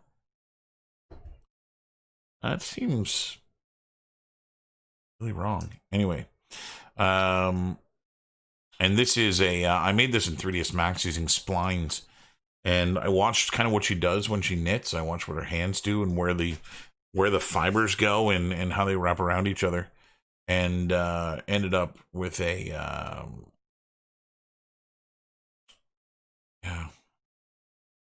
ended up with something that reads really, really nicely as being knit. This one is actually upside down. Let's go and set this to 180. I think that's what it should look like. But anyway, I did the front and the back of it with all the loops, doing all the right things. And really the only difference between a t-shirt and a sweater, like if I was doing a sweater, this is the kind of scale. I got to get the tiling gone, but this is the scale that would work. Whereas on a t-shirt, you know, the scale is going to be really, really small like this, where you're going to get them all kind of bunched up. Again, I can't tell if the UVs are playing a factor in this or not.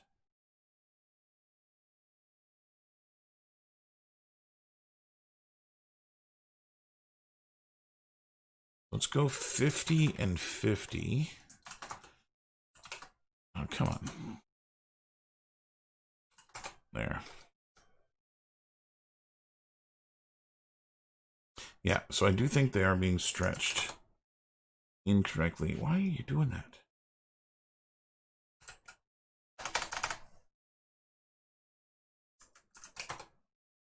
Yeah, they're not scaling uniformly. So that's going to work quite nicely. That is what I'm going to use for the detail map. It's actually going to tile a lot more than this. And I'm going to have to clean it up, obviously. I've got a really ugly seam in here. This is actually just two of the little loops not matching. I don't know why this is broken. I'm going to take a look at it. But yeah, it was just a height map I generated in 3ds Max that was made out of a, let's do it out of this one.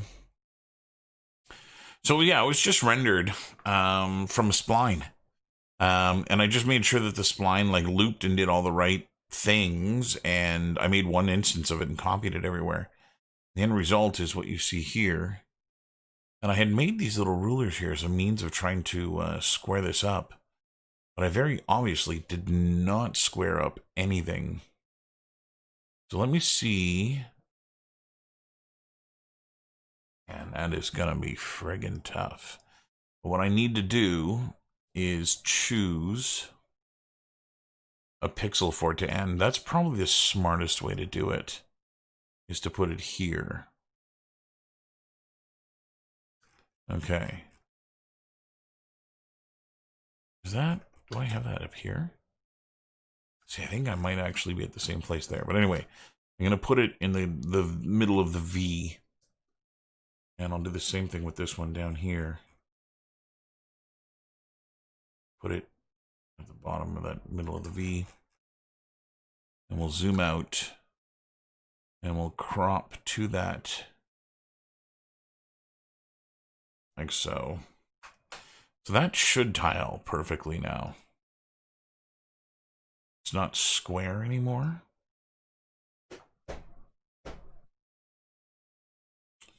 I've lost both chat windows and all the reference research I've been looking at here. Okay, how many of these down do we have? So 1, 2, 3, 4, 5, 6. 2, 3, 4, 5, 6. So I think if I do that, I'm going to go see where the end pixel is. Come on.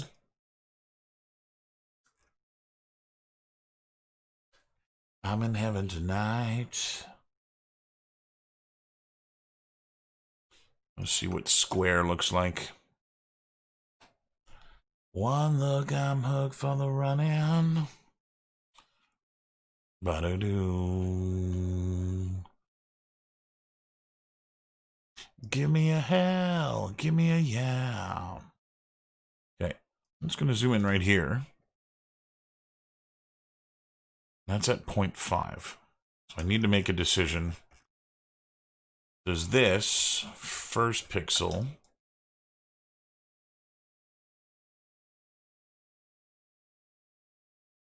it ends here.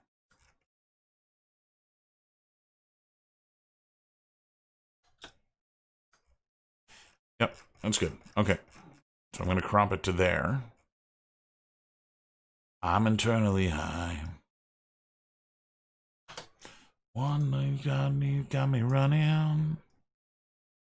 And then we're going to say image size.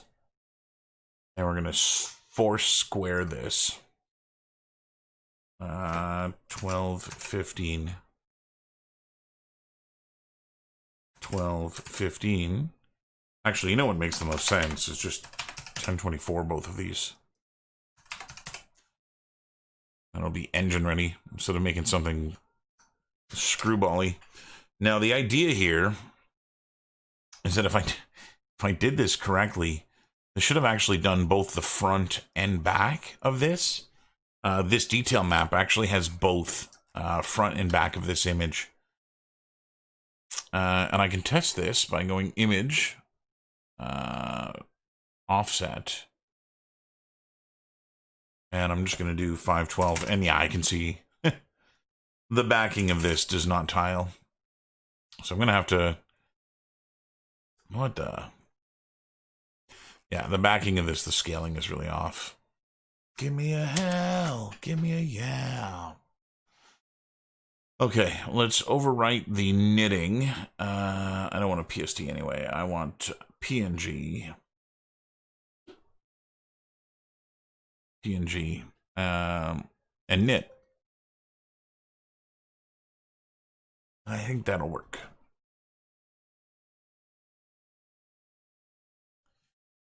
Pushing the pedal to the floor. So, knit PNG.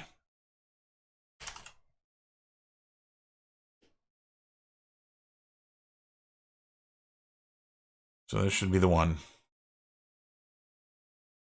Texture, current session only. Again, I'm not actually going to use this for texturing. The goal here is actually just to remove tiling. And set this higher. Let's do 80 and 40. Even that's not enough. It's going to have to tile more. Now, when you tile in here, and this is why I'm going to do this in the engine, and I'm not going to be doing it in Substance Painter. So when I'm tiling here, what it's doing is it's actually just tiling the image over the UVs. And as a result, that really nice, clean, normal map that I have, or height map that I have, is completely getting blurred out because there just aren't enough pixels to render it correctly. Whereas when I do it in Unreal, I'm going to be tiling a 1024 by 1024 over the entirety of this thing, which will then give me the resolution I need and the look that I want. And so, not to worry, this will look better eventually. Eventually. But anyway, that's my detail. I'm not actually going to use that when I export. I just want to see it here a wee bit. I'm going to make a layer for that, or a folder for that as well. And we're just going to kill even more of that. And Unreal with detail maps blurs them in and out as you get closer and further, so it should look really nice.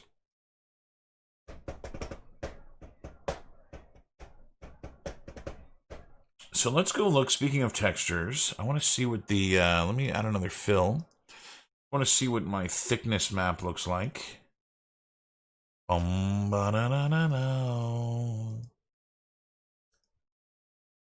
Yeah, useless.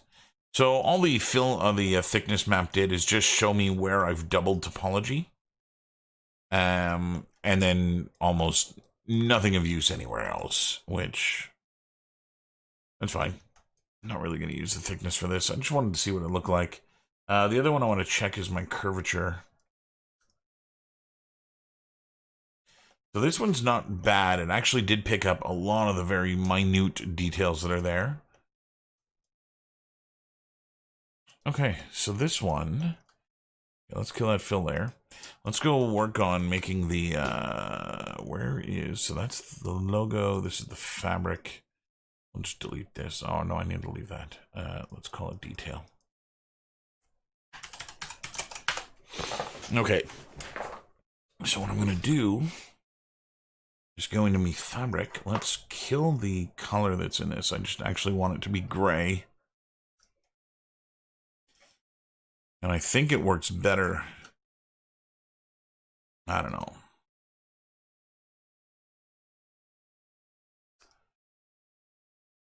I think I'm going to go there. So let's add another fill. And I'm going to add some dark to this. Bum, bum, bum, bum, bum, bum. And we're going to kill all of these. And in the, let's add a Jenny. And in the Jenny, we're going to add AO.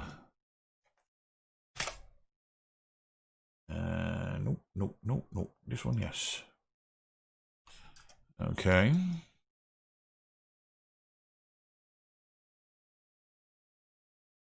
It's really bizarre the way that's working. We're going to invert it. What is happening here? This is only color. Oh, I put a, yeah, because you're an idiot. Black mask, then the Jenny, then the AO. Skido. Okay, now, global invert.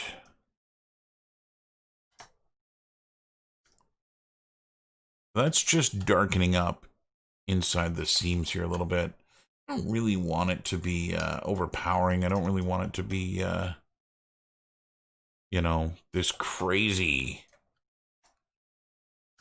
darkness inside of all the recesses. I just want to kind of push the wrinkles a little bit further. Which I'm pretty pleased with. And now we're going to add some discoloring to this.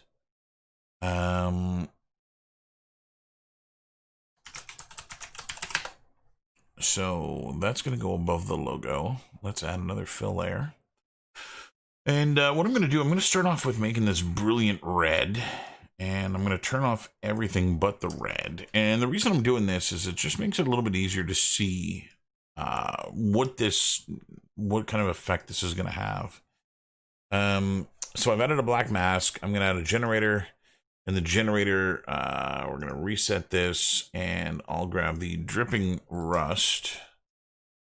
And we're going to go and... This is not behaving the way I expected it to behave.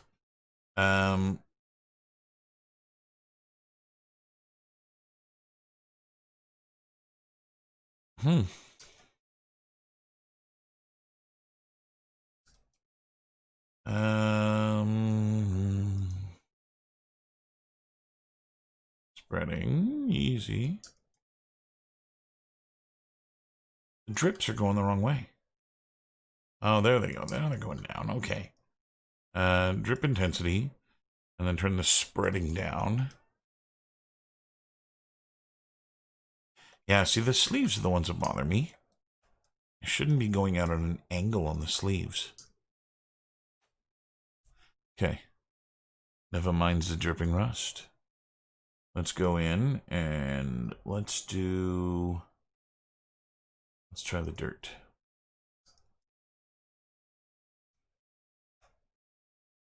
Okay, so I'm going to bring the level down. So you see the first thing that happens is it starts filling in the ambient occlusion when you do this. So I'm going to get dirt inside the sleeves, which I don't want. I'm going to get dirt collecting inside these little pockets, these recesses, and that's pretty good. I'm going to bring down the contrast here as well because I want it to kind of be a little bit more fadey. I'm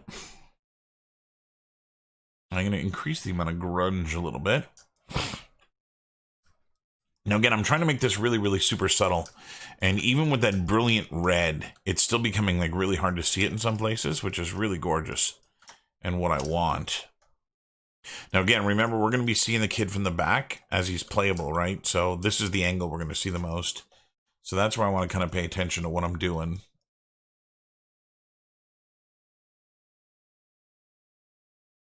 Bring the grunge scale up a little bit.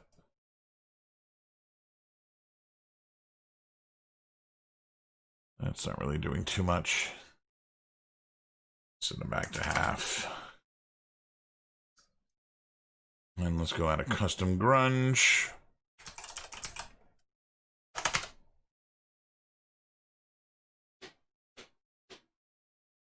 Scratches. So I'm looking for a grunge map here that looks like it could exist on fabric. So I want to avoid things that look like t-shirt, or not t-shirt, that look like metal or wood or anything like that. This one says grunge rock. And again, it's, you know, one of those things that I want to try and get this right. Rust fine. Let's try that guy. Where's my grunge scale? Mow, mow, mow, mow, mow, mow, mow, mow. Okay, that's not too bad. Now, again, I don't actually want it to be red, right? The only reason the red is there is just so that I can see the subtlety of it. So what I'm going to do now is go and make it more like dirt by giving it a slightly brown color and adding some roughness to it so that the dirt isn't as prominent or as smooth as the rest of the shirt. And then even that, I'm going to go into the base color here, and I'm going to tone down the opacity even a little bit more. Again, I want it. I don't want the kid to look filthy, but I just want it to look like the shirt has seen some wear and tear. And so just these slight little markings here and there is going to be enough for that.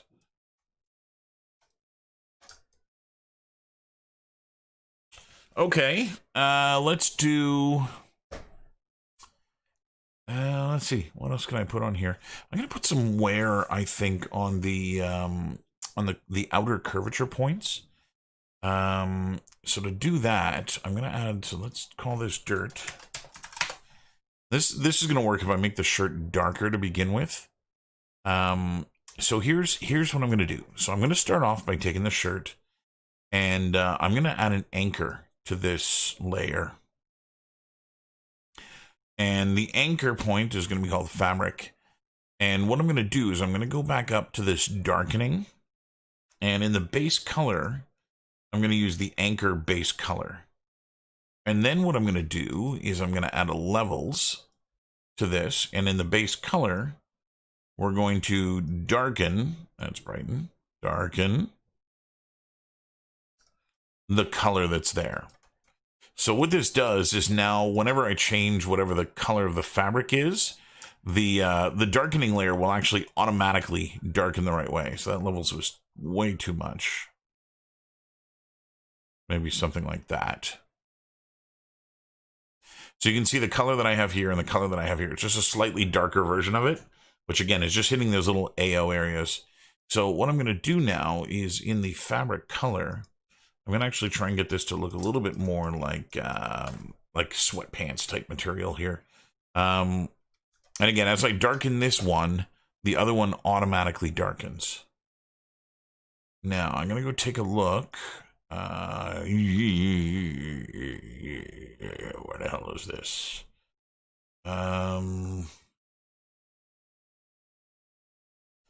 That's an empty folder.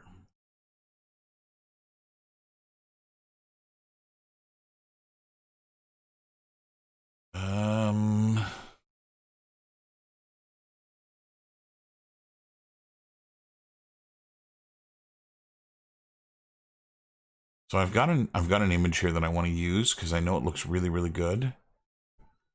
And I just need to find it. View large images. No.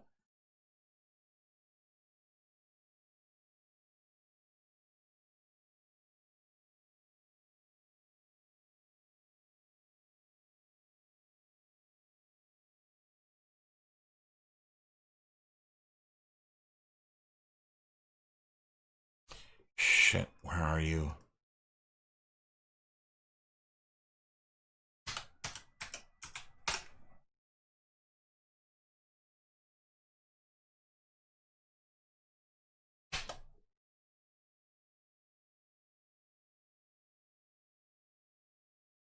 Crap, I don't remember where it is.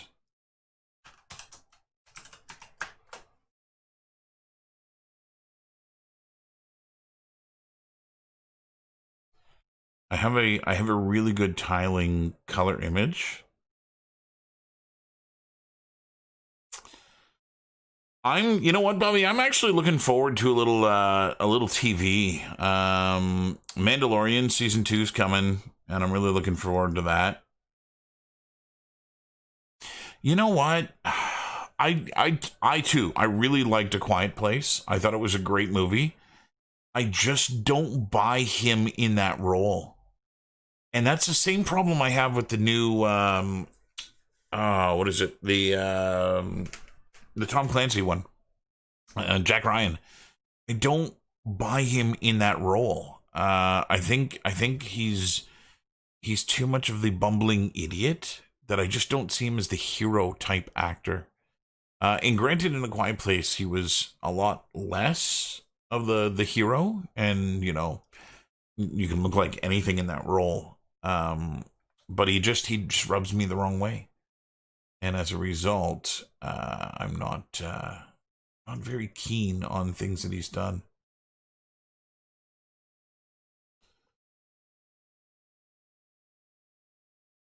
Shoot. Okay. I'm gonna do something that's gonna seem odd here. But I'm gonna open software up and I'm gonna manipulate it off screen. Because I need to hide it from you folk. And the reason I need to hide it from you folk is it's something you're not allowed to see. And so I'm just gonna move this to monitor. Really? Stupid software. No. Don't do that. It's trying to stretch itself across both monitors.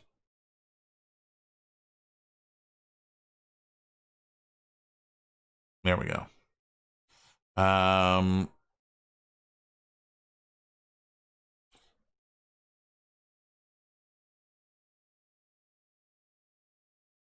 Okay.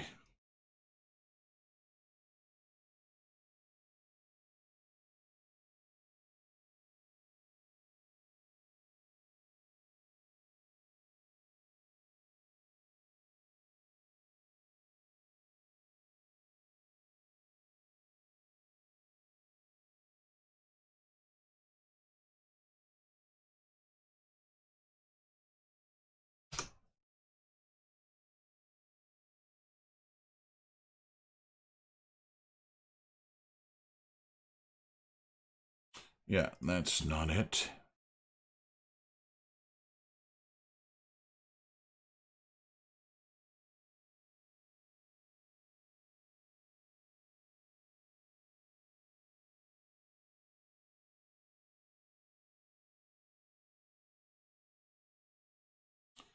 Shoot, I'm not going to find it.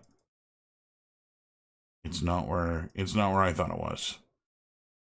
Crap. Which means I don't know where it is. If I even still have it.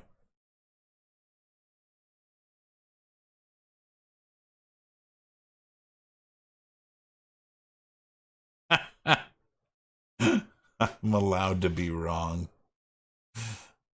I am absolutely allowed to be wrong. I'm not. But yeah, I am allowed to be.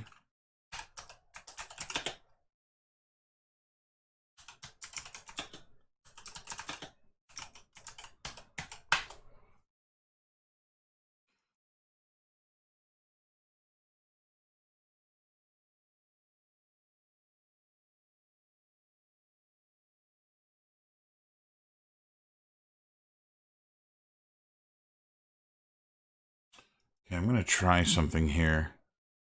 And I don't know if this is going to work, but I'll give it a whirl. ZBrush Alpha's fabric. Okay, let me try this again. I got an idea here. I'm not sure if this is going to look any good, but we'll give this a try. I'm going to pull in another image. Like so. It's going to be a texture for the current session only. Although, you know what I should start doing is I should start adding some of this stuff to the shelf. Because I'm definitely starting to use some of it more regularly. Base color. And let's turn the tiling up on this. Let's hide the detail for a moment. And that is indeed doing what I wanted it to do. It's a little bright, but it's definitely giving me that that t-shirt style look.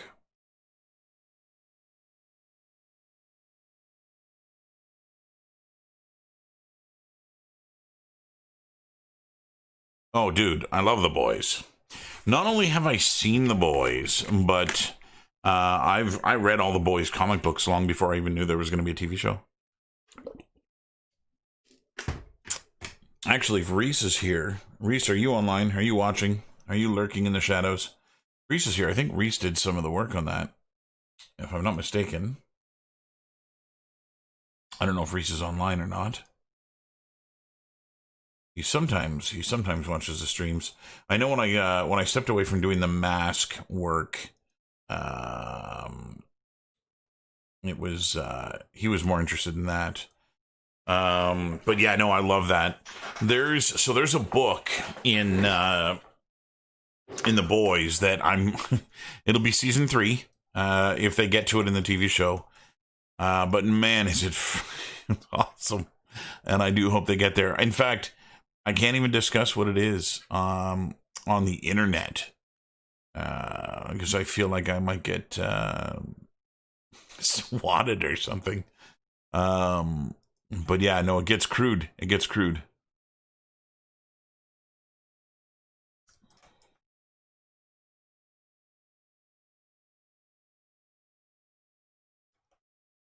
Okay, so that's definitely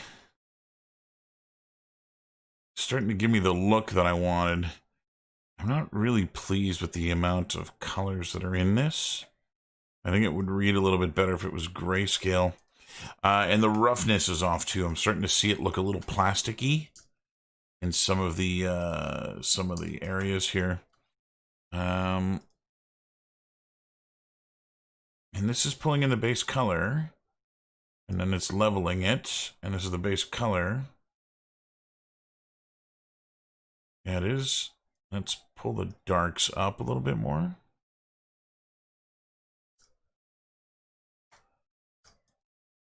And it's definitely starting to read the right way. It's, oh, it might be a little too tiling back here. I'm seeing kind of a bright stripe on it. You can see this kind of one-off stripe. And I think that's kind of breaking the illusion a little bit. Anyway, I think what I'm going to do is I'm going to darken this. Oh yeah, no, it is, yeah.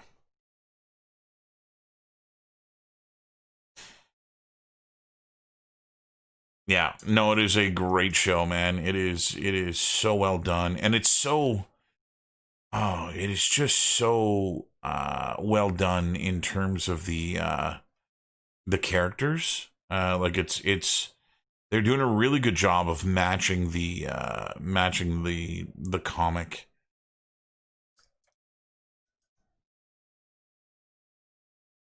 So I think I need to Photoshop this to correct some of the issues with it. Only your mind. Jarvis says, "Hey man, we go all the way." So this is the image that I'm tiling, and you can actually see there is a little bit of a bright spot here. In fact, the fabric is stretched, and you can actually see the knits curl and go up. But what I'm going to do is I'm going to try and keep the variations in color. I'm going to grayscale it first of all, and then I'm going to duplicate the layer, and we're just going to keep the bottom one here hidden. And I'm going to go to filter. Come on, filter, other, and high pass. And I'm going to do that and set that as an overlay.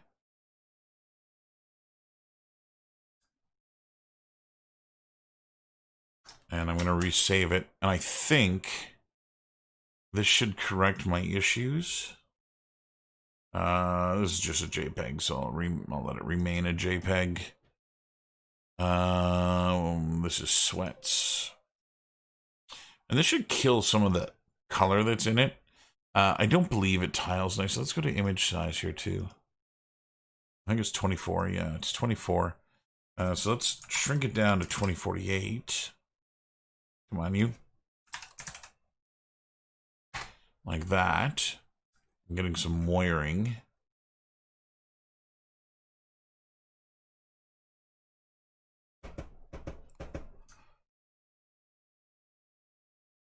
Getting some weird banding on this. I think it'll be okay, though. Let's try and save it. I'm going to leave it open in Photoshop in case it doesn't look good, so that I can at least revert it and be able to come back to this image. But that high pass overlay trick usually does correct any kind of anomalies in the coloring. We're just going to bring this back in here again. Texture, the current session. And we're going to go back to this layer, and we'll put the new one here. We'll see how this works. Yeah, see, I'm now seeing those warbles everywhere, which is not good. That reads a lot less. Reads a lot less like a t-shirt. Those warbles in there. Now I am also using levels on this, and it may look better without them. No, I got 99 problems. Let's put this guy back in. Okay. On the gap control. Cast is closed. Okay. I'm gonna go and do some lighter areas here on some of the raised areas of the shirt. And so we're going to see how this works. So now that I've got a darkening version of this, which is darkening the texture in the recesses, I kind of want to do the opposite now. And I want to pull a lighter version on some of the peaks of some of this, just to make it look a little bit more of an older shirt. And then I'm gonna put something so the smoothness of the letters of the paint is not correct either. That's glass smooth at the moment, which it needs to be broken up a little bit. So I'm gonna do some of that. Pull over the car or put the to the floor. Oh, you gotta watch The Boys. The Boys is the best way to describe it is absolute power corrupts absolutely.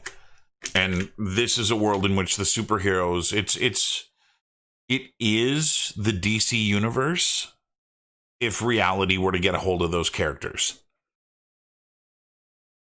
There is a Batman, there is a Superman, there is a Wonder Woman, there is an Aquaman, and oh, Aquaman. There's those archetypes are there. They're present in the show. But it's kind of like really what they would be like instead of these altruistic heroes that DC has them being. You know, this is what the corrupting power of a superhero would do to someone, which is absolutely brilliant. It's fantastic. Okay, so I'm going to do another fill layer, and we're going to, in the base color again, use my anchor, and I've got a much lighter version of this fabric now. Yeah. I forget who the Invisible Man's supposed to be. There's Lamplighter, right? Lamplighter is Green Lantern. Shoot, Invisible Man is supposed to be someone too. I think it's Martian Manhunter. There is a proxy for all of those guys, but that is the best way to describe it. It is beautiful for all the wrong reasons. Okay, light. I'm going to add a black mask to this. And then in these smart masks, we're going to look for fabric wear. I'll put fabric edges on this. And so the idea with fabric edges is that it should start giving me just some kind of lighter little blips and stuff on the fabric, especially where some of these really high raised areas are, which again should just help to kind of make the shirt feel a little bit more fabricy and real-like. I'm also going to go into this layer here and add a levels to it, because I actually want to do the opposite of the darkening this time and do a little bit of a brightening of these colors. Like this. Now I am seeing in the mask that was used, I'm seeing the tiling. I can see the same blip reappear here. So we're going to go and edit the mask editor mask. And let's see what we can do here about scale. The balance is fine. Contrast is fine.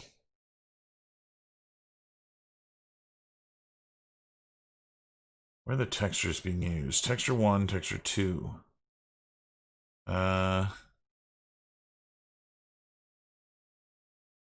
Reduce some of the contrast in that.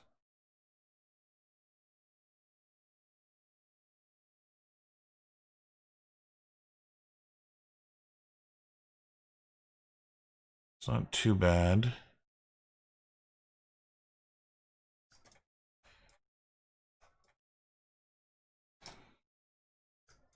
I would really like to be able to rotate this, and I don't seem to have the ability to rotate the decals or the grunge that's here.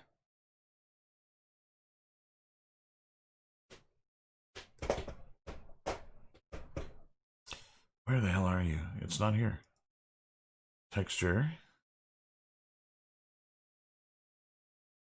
If I was able to rotate it, I would get rid of the straight spots, which would be a much better way of doing this. But it doesn't seem to want to give me the ability to rotate this.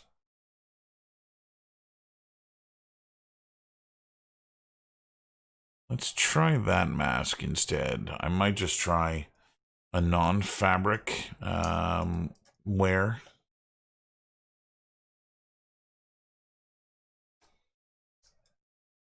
Yeah, that's definitely not what I want. Okay, let's go to Edge instead.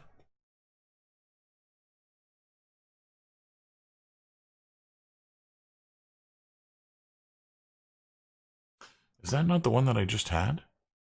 Yeah.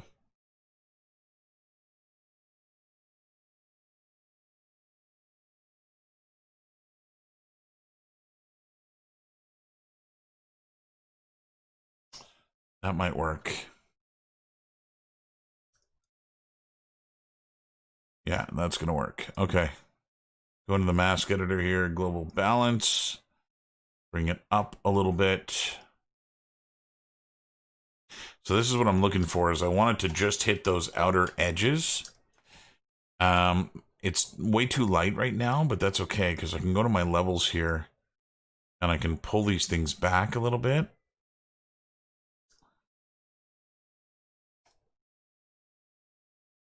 And then we'll go back into the mask. And just play around with the mask a little bit.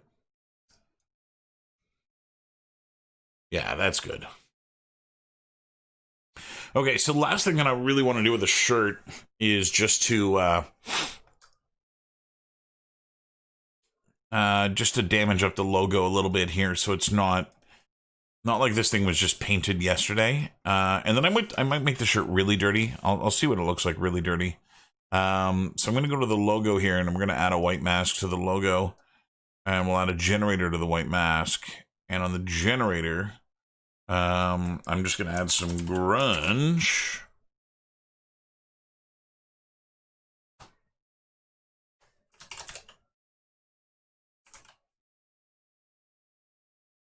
See what one of these guys I can't do.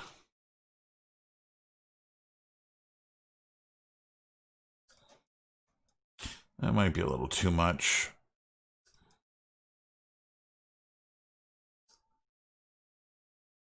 Actually, you know what? This is not what I want to do at all. Let me delete the mask. I'm not trying to damage the paint in that way. I still want the entirety of the paint to be there. What I've got to do is, there's the logo. So I have a roughness point on the logo now. So this determines how shiny that paint is going to be.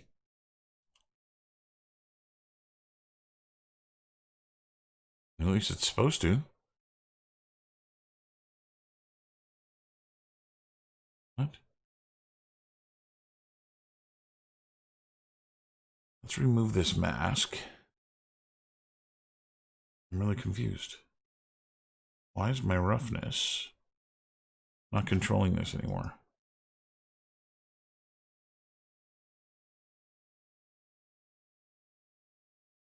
Huh. Oh, because it was a paint layer and I painted it. That's why. That's why, because I'm an idiot. I shouldn't have done it in that way. I might have to repaint the logo again.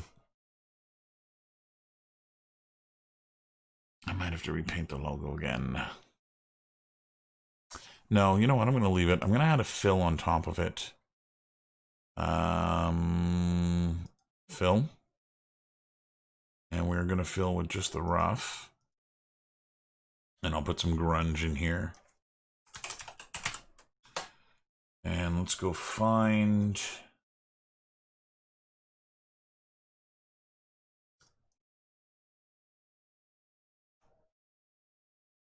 That's not bad. Let's go into levels. In the rough. See what we can do with this.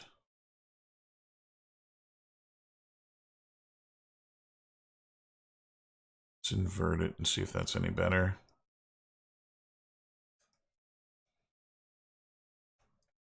Lord, he rides an old machine. Oh, Bobby, I just started watching, speaking of TV, the wife and I just started watching. There's a new Stephen King, my friend, and it is fantastico. It is really, really good. I might have actually told you about it yesterday, but it's a guy who's convicted of murder, and they have all the evidence that he is the guilty party, fingerprints and mouth prints and DNA. But there is video footage of the guy. He's on TV in another state at the time of the murder. And it is brilliant. It is so well done. So I know the whole shirt is rough here.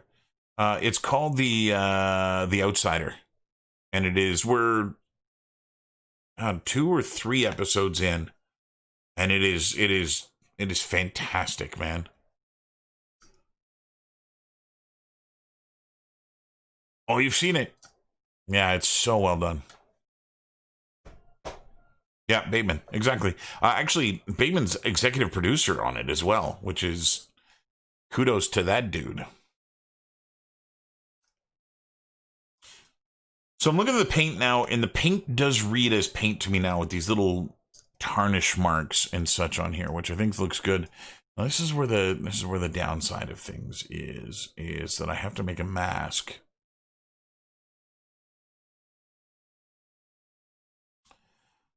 I need to add a white mask. Yeah, no, it is so good.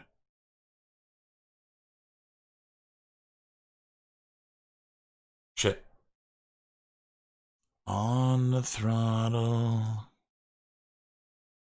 The other. Oh. Not a fill.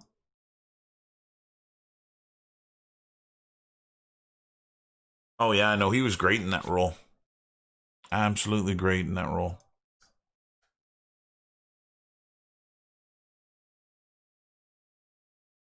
Alpha. Oh, man, this is going to be murder. No way do I ever get this to line up.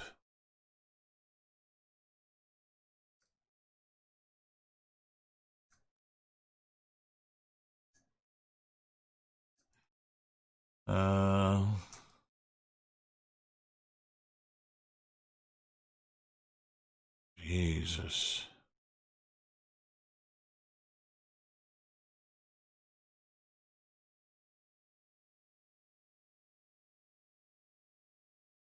$63. See, I didn't pay attention to how big my stroke was the first time. And now it's going to make me have a stroke. Down in the rising sun. Yeah, so it's not going to... Ooh. That does make for a really cool shirt pattern, but it's not going to help me. Well, son of a motherless goat.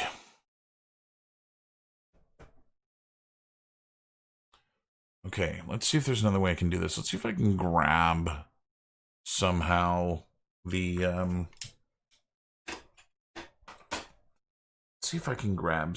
mask that's already there and use it as a mask. I don't know if that's going to work or not.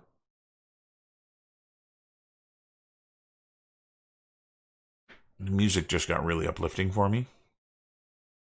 And so now I'm grooving. I can do this. Okay, this is the logo. Let's remove the mask. And I've got the stuff there.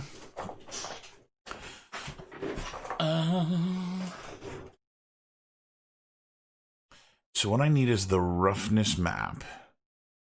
Let's see if I can do this here. I'm going to add an anchor point. And just so that I remember, it's the rough that I want from the anchor point. And then on the logo, we're going to add a mask. Black, let's call it a black mask. I'm up all night to get... And then on this, we're going to add a fill. The fill is going to grab the anchor rough. And it's going to grab the rough.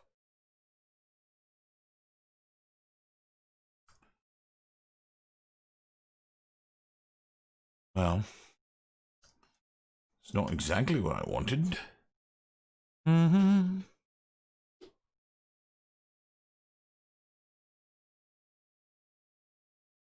Oh, it's because I've got that noise there, which I can't do.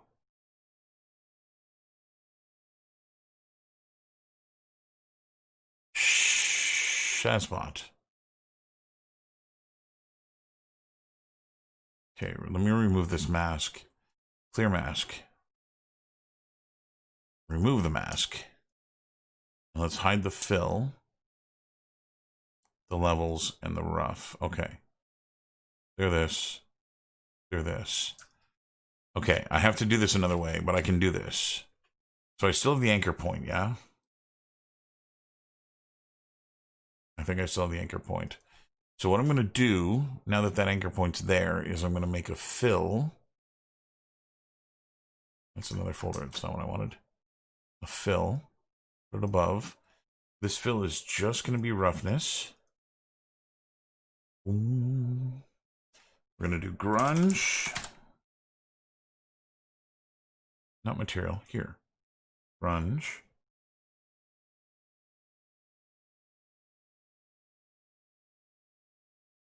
Do, do, do, do.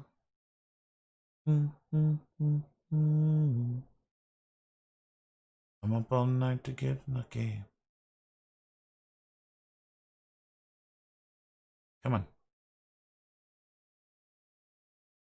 These previews take way too long to load.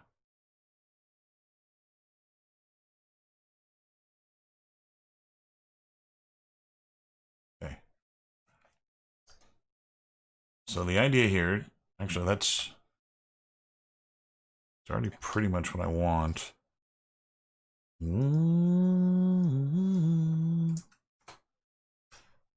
Just gonna get rid of the offset.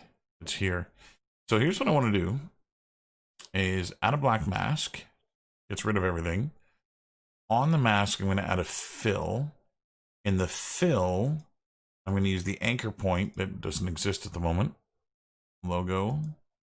Logo. Add an anchor point. Go back to this one. Grab that anchor point, which is logo. And we want the roughness from logo. And there, it works. So now,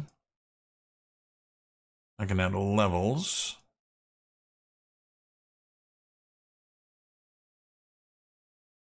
And we can play around with the contrast a little bit here. Boom, boom, boom, boom. Did you see, speaking of Bateman, did you see, shit, what was it? Game Night? Game Night was great, too.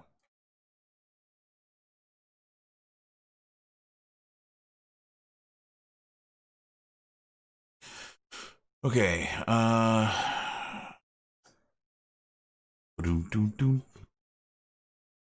I'm going to go in here. I'm going to add some color to this fill as well.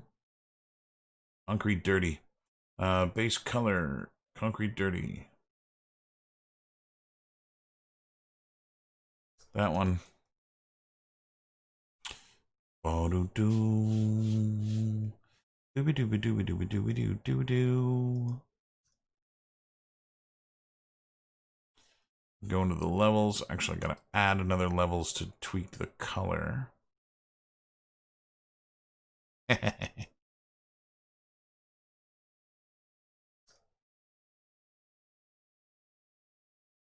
Okay. I think finally, the dirt back on. I think finally I'm at a point here. Yeah. So I think finally I'm at a point here where I'm happy with this. It is reading to me like a like an actual t-shirt now.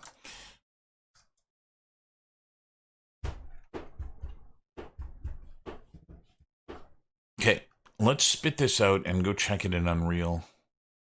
Export textures. So we're gonna go back to projects, Cabin in the Woods character. Make a new folder here for textures. Like so. That's where I'm going to put them. I'm going to make sure we're using the Unreal 4 packed. PNG 8-bit is fine.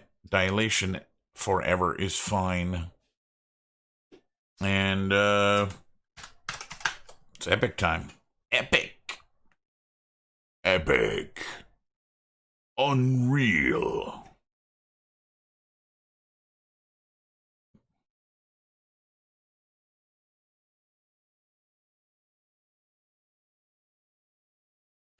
So we'll load this up.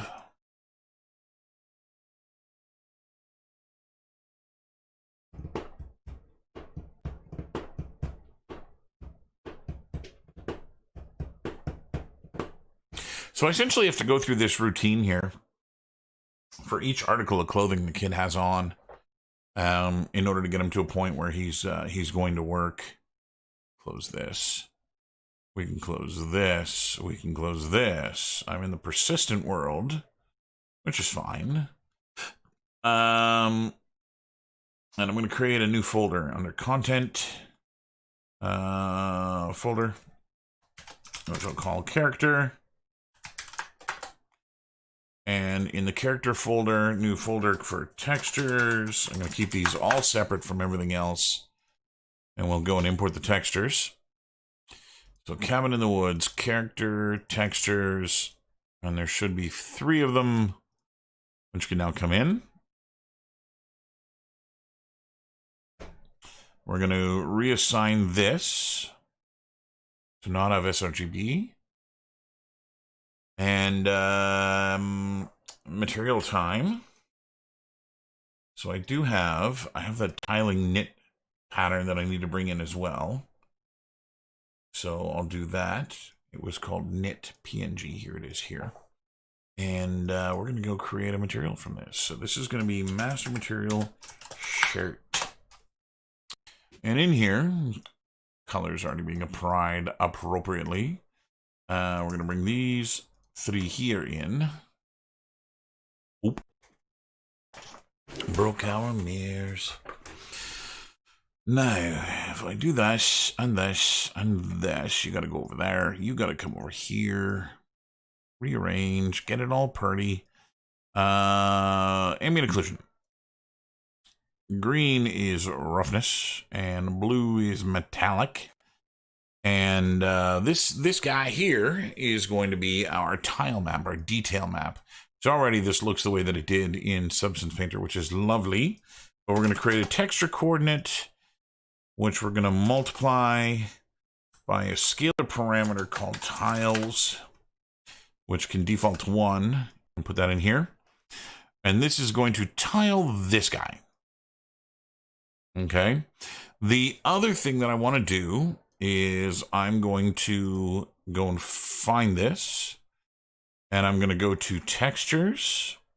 This will be a new one for most of you, I think. We'll see how up to date you are in your texturing in Unreal. I'm going to go and create a texture object out of this texture sample as well.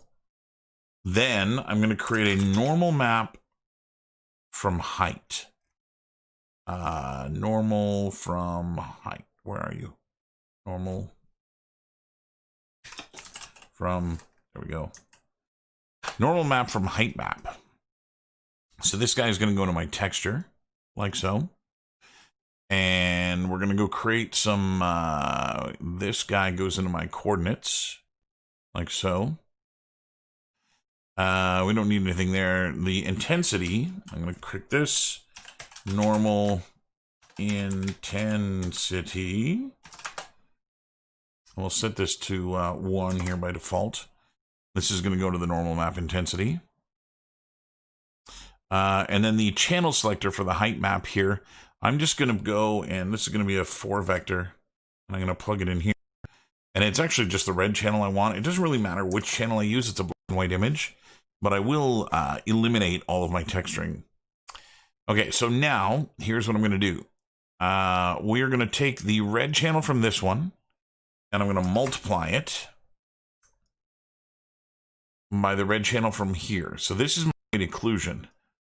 And I'm going to plug that in here. And the reason for that is that that's going to look really, really nice. In fact, if I go here, we should actually start seeing some instancing of that happening. The next thing I want to do is normal map blend. So I'm going to blend angle corrected normal map. And my normal map goes in here, like so. And this is my detail map, which goes into the normals, like so. And then finally, we're going to take the RGB and multiply this by our color, like so. Now, I would love to be able to remove it from the emblem here, from the logo. And so let's go see if we can spit that out from Painter. To do that, I'm going to go to the very top layer folder here, the top area. I'm going to add a fill. This fill is just going to be color. And I'm going to turn off the visibility of everything else. The color is going to use the anchor point logo. And it's going to use the roughness. Then I'm going to add a levels to this. Go into my roughness, invert this.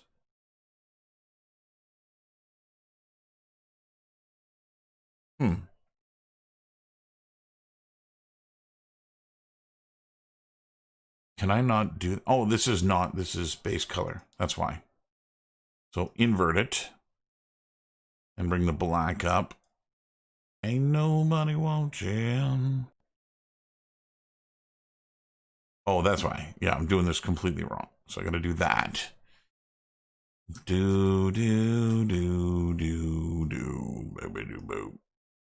Okay, so we're going to go and add another layer here below this. It's just going to be black, like so. So there's my mask to... I need to swap these. It's got to be the other way. White. And this one, invert again. Yeah, there we go. Okay, so now that I have this, I'm going to spit this out as a texture as well. So export textures. And I'm using the same setting here. What I want to do is I want to manipulate where I'm saving it, though. So what I'm going to do is I'm just going to go into the character folder and spit it out here. And the reason for that is that the names are all the same. And so if I use the original place where I've got my textures, it's just going to overwrite my base map, my base color. So if I do this and then character, you should be here. Textures. There's the texture. File. Export textures. Cabin in the Woods, character. Shirt. Export. What happened? There they are. Okay. So I'm going to delete these two because they're not necessary. And I'm going to I'll rename this one. I don't need shirt. And instead of base color, call it mask. And now I can go in here. And I should remove the shirt from these. No, damn it. This.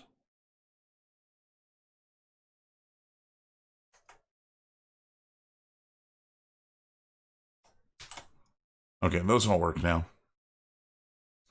So in Unreal, what I'm going to do is just hit re-import, and it won't find the file, so it'll ask me to choose it. And so that's real easy to do. I'll just go and re-choose them. This is just going to fix the linking, because the linking is broken right now. That's because I renamed the files, like so. And then each of these things should be renamed as well. That double noun at the beginning is not good. There is a maximum character length in files in Unreal, and if you blow that maximum character length, it starts screwing up your project. And so you've got to make sure you limit the number of characters in your files. Actually, this didn't take any of my changes. That should be base color. Normal should just be N. And the occlusion roughness should be arm. So that's better. And then the one that's missing is my... I wonder why those are all wrong. My mask. I'm going to bring the mask into here, like so. And we'll just create a lerp. And the lerp is going to be the shirt. The shirt combined with the mask telling us where things go. So that means it won't try and put that tiling texture on the logo. And we're going to see how powerful this is. I'm probably going to have to nerf this a little bit. It is hella strong at the moment. Just one more thing, and I'll be fine. So we're going to create an instance, mi underscore shirt. And under character, I'm going to go and import the shirt. Run away before you drown, all the streets will bring you down. Fallen leaves, fallen leaves, fallen leaves on the ground. Okay, so I'll pop this open, and this is mi shirt in Pigeon Park. And no, we want that. It's none of this stuff should be here. God damn it. Close this. Close this. Oh no, what is the... It's stupid. Okay, you're in the right place. This is what I need. Okay, so we can go zoom in on the shirt here. Normal intensity and tiles. So I'm going to go increase the number of tiles here. And increase them further.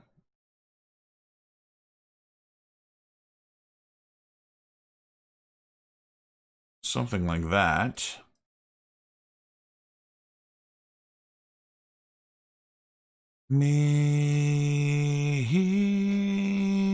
I think I should remove the normal from the logo as well. I don't think that's something that should be there.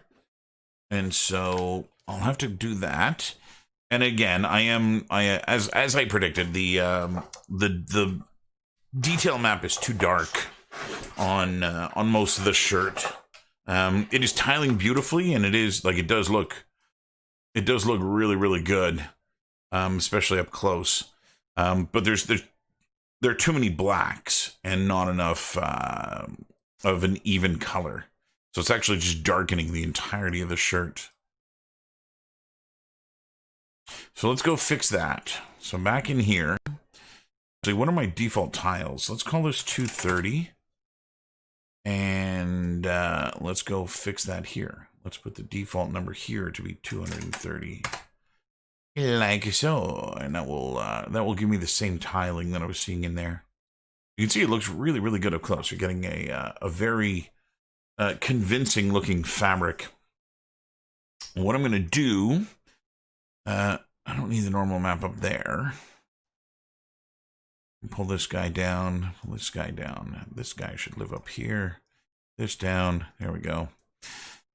So I'm going to lerp here too, and we're going to lerp in between the normal map with the details, with again our logo being the difference. And that should, if the logo is visible here, there we go. That should remove the paint or the fabric pattern from the logo, which it's currently doing and looks pretty solid. But it's open if you're true. What else did I want to do? Oh, I wanted to brighten this. So there's two things I need to do that. The first of which is a clamp, so that we can make sure we're not brightening anything. And then the other thing we're going to do is we're going to create an add. And I'll put this in here. And what we're going to add to it is another scalar parameter that we'll call detail BC strength. So that's detail base color strength. And I'll add, by default, I'll add nothing to it. And then we'll save that. So now if I go back to the shirt, and I go zoom in on it here, I should now have that detail strength. And I can go and brighten those colors to the point that we're not getting too much black come in from that image. So maybe 0.2, maybe something like that. Beauty. So it does feel, I think it's feeling a little too brand new t-shirt to me at the moment. Which I mean is not terrible. Let me go and save all of this. What I'm going to do is I'm going to place the shirt in the world, so that we can actually see in a lit scenario what the kid's going to look like.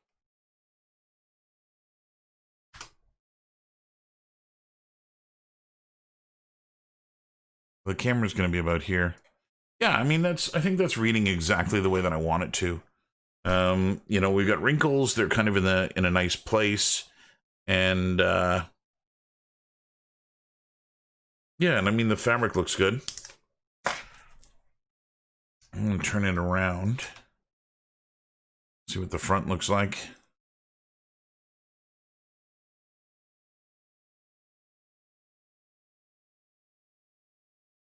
Yeah.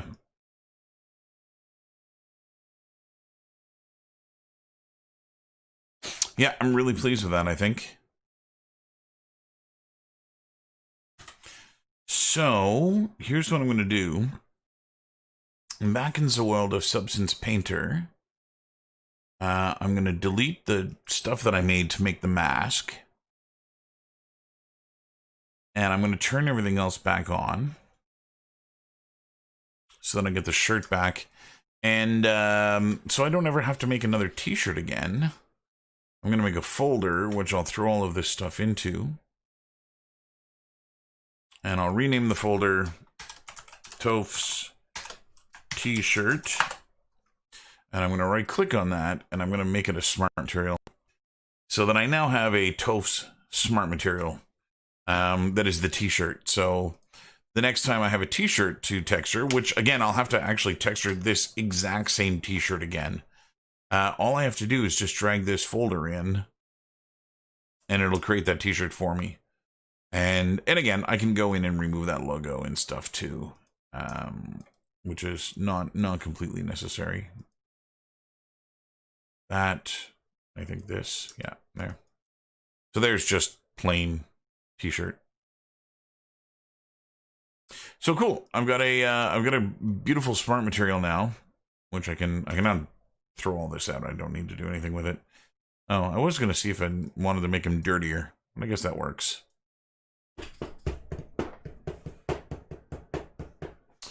Yeah, let me see. This is gonna be broken, but I'm gonna give it a whirl here. Oh, yes, yes. Go play. Here, this way. There's the t-shirt. So I just wanted to see also in terms of height where the kid is compared to this guy. Because that is the correct height. That is where the kid is going to be. He's actually shorter than 6 foot tall Robot Man by about a foot, if not more. And yeah, I think it's going to read really, really well. I think that reads as a as t-shirt material.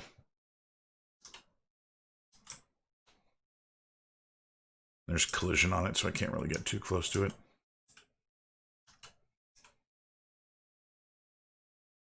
Yeah. Yeah, I think that is convincing. So cool. I'm pleased with that. Actually, why don't I give you guys a tour while I'm here of some of the additions that have been made. I don't remember when I last showed this stuff off. So I'm going to jump into the game here. And I'm now in the world. And so I've added a couple more totems. And a few other things. So we still got the balloon here. So here, Bobby, let's see how good you are at picking out who some of these what these creatures are going to be. I know I kind of went through them already with you. This one's obvious. Hey, Georgie? Very obvious, Georgie. We've got this one. So this is an old papyrus.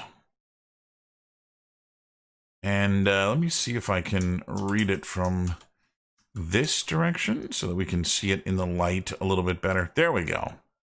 So I'm obviously going to have to move this one. Where they live in the world is far more important than anything else.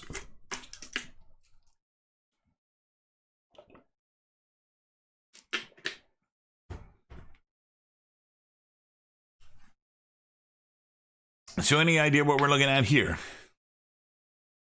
I know the go-to that most people are going to guess when they see this is the mummy. But no, this is not the mummy. This is the creature known as Avian or Avius, which is the half bird, half man. And so we've got Horus here as the half bird, half man portion of this thing. And so, yeah, that is the thing here. No, Scorpion King would be cool, but no. And so, yeah, so we've got half bird, half man. We've got the clove of garlic.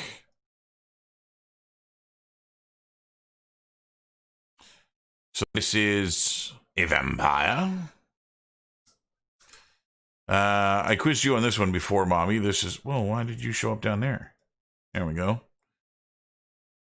So this is the ever-living killer, the Jason Voorhees type character. We've got the wadded up, chewed up piece of bubble gum, which is the Blob. Over here, we've got the pumpkin. This is for, the pumpkin was for, what did I call him? Jack, Jack-o'-lantern, which is the Halloween monster. If we move along this way, we have Michael Myers, obviously from Wayne's World, Mike Myers. Over here, we've got an old ram skull surrounded by candles. This is a demon. We've got the old prayer stone.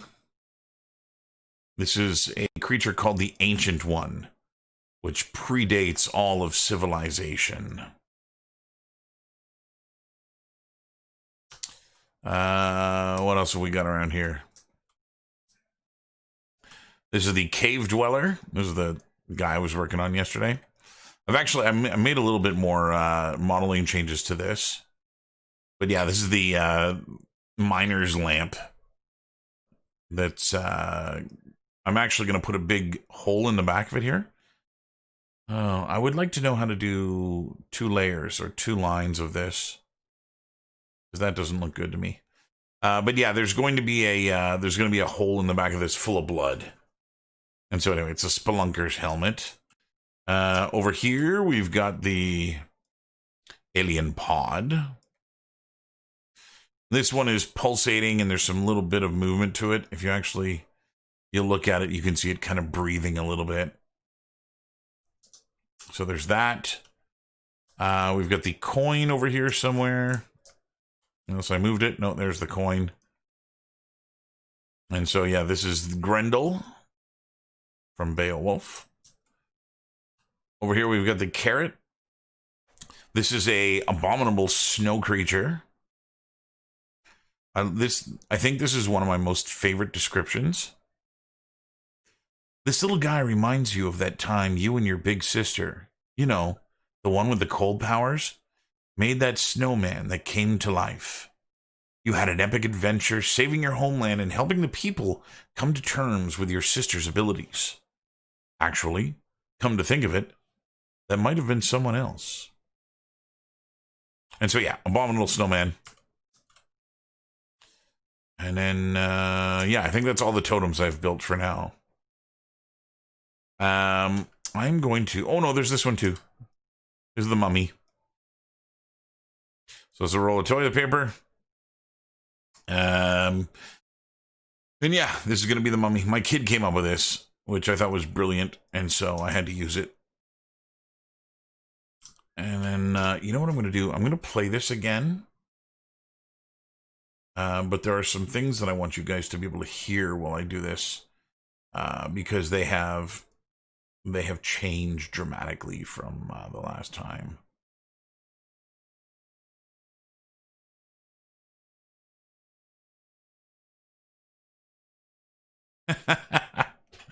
I like that idea.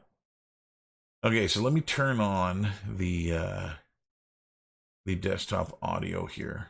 Not sure which one of these sliders is it, but we'll do this.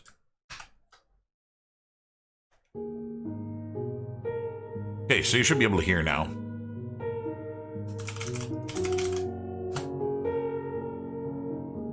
I think I need UI sounds for when you hit play. I think I need something for there. So some of the things that make sounds are the tarp. As you kind of run your way underneath it. There are also audio cues that are hidden throughout the map, like one here, which has got some growling and some snarling. It is random, so if I go through it again,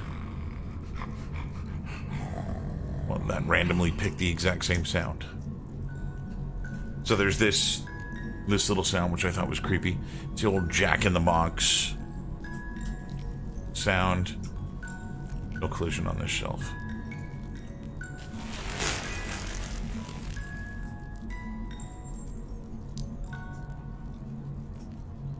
Thought there was another one here. I guess not. Is it over here?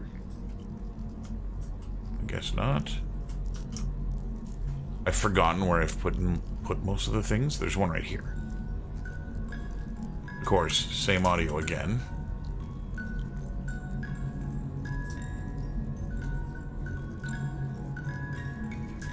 I hit it twice. I need more of those random audio cues. You hear the same ones too many times, and so I'd like to get about a dozen or so. Let me go through here again. That's my daughter. That is the creepiest thing in here. Is that little girl laughing. I'll play my daughter's audio for you by itself, so you can hear it. It is beautiful in how creepy it is. So this is the most recent addition. Is the old big wheel here, sitting on the ground, and when you hit the trigger volume at the back of it,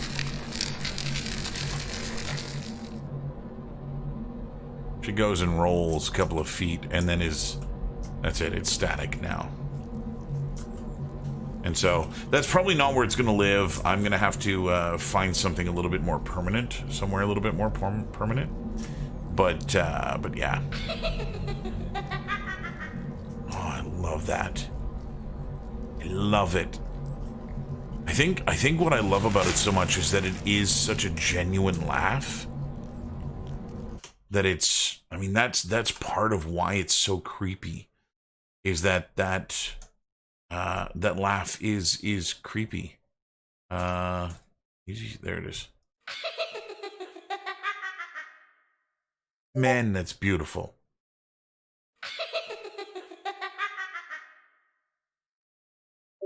Absolutely beautiful.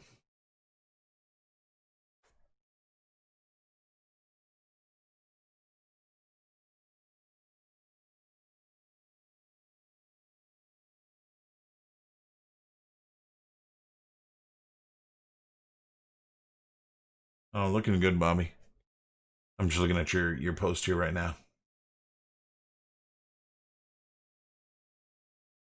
Looking good. Are you question? Are you gonna rig that sucker? So that you can like move a slider and have the thing crack open and like the little drawers and stuff open. It is really gorgeous. Looks good.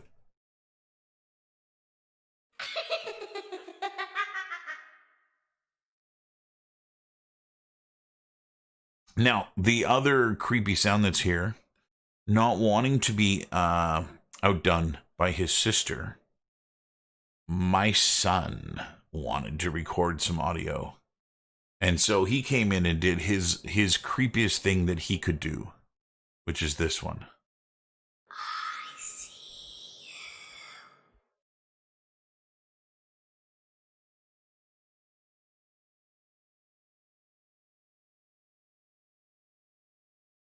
Which is just as creepy. I see you.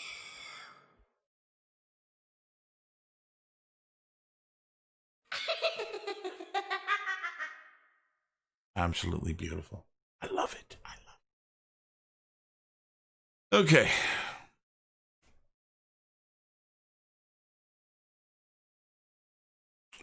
Ooh. HP universe. Ooh. Bad timing, my friend. Bad timing. Surely it's anything but HP. So much drama. I see you. Love it. Anyway, I'm going to get my kids to do a bunch more audio. Because their stuff is the creepiest. And I think it's just that juxtaposition of a place a kid shouldn't be and a kid's voice. And so I think I'm going to have them record more stuff. Anyway, I think I've had about enough here. I hear my wife puttering around in the room next door, and so I've got some good progress here done on this. And that the shirt is done, and we go subtool and do that. I also it's done, and so into them set up. There's a lot of head textures. There's a lot of stuff I did to get that head to look the way that it does. But yeah, then his old jeans here. Pockets off the back of them just looks undersized, and they just ended up making his butt look. I gotta do, but I've got to paint his arms. I've got to do everything that I just did to the shirt. I've got to do to his pants, and then his as well. He's got some Chuck Taylors on here that the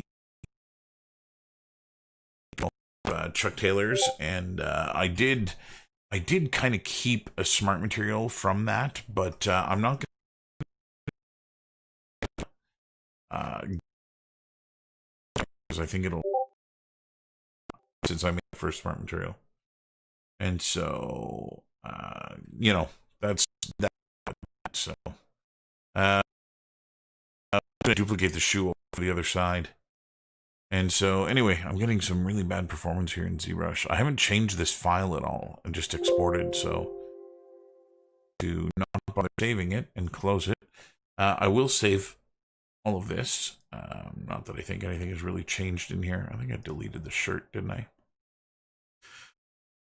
Yeah, I don't. Excuse me, I don't see it. So cool, should be good. And so, yeah. It wasn't, yeah. Audio lagging. I think it's ZBrush. ZBrush was chugging on everything. Yeah. The wife doesn't have control of the router. I do. And so, yeah, anyway, that'll do it for another night for me. Thanks for coming out and watching and having fun. Remember that we've got the Discord server up and running now, and so you guys are all welcome to come hang out in there and discuss game art further. We've got a work in progress and feedback channel now where you can post screenshots of stuff that you're working on and get feedback from everybody involved in the room. And so you are welcome whenever you want to come hang out there. And if you've got questions or anything like that, feel free to drop by. If you haven't got the server address, feel free to contact me via email or LinkedIn or however you normally talk to me. And I'll send you the link to get in so that you can start hanging out with the rest of us. And yeah, I'm gonna keep posting updates and stuff along the way as we go. My goal for mañana, tomorrow, is going to be to get those jeans or the shoes done. I'm not sure which. Probably the jeans. I think that's going to be the best thing. We'll see the jeans and the shirt together, and we'll get a kind of clearer picture of what he's going to look like. And so we'll do that next. And so, yeah, so thanks again for watching. Remember to like and subscribe. And then, yeah, we'll talk to you guys again tomorrow where we'll pick things up where we left off.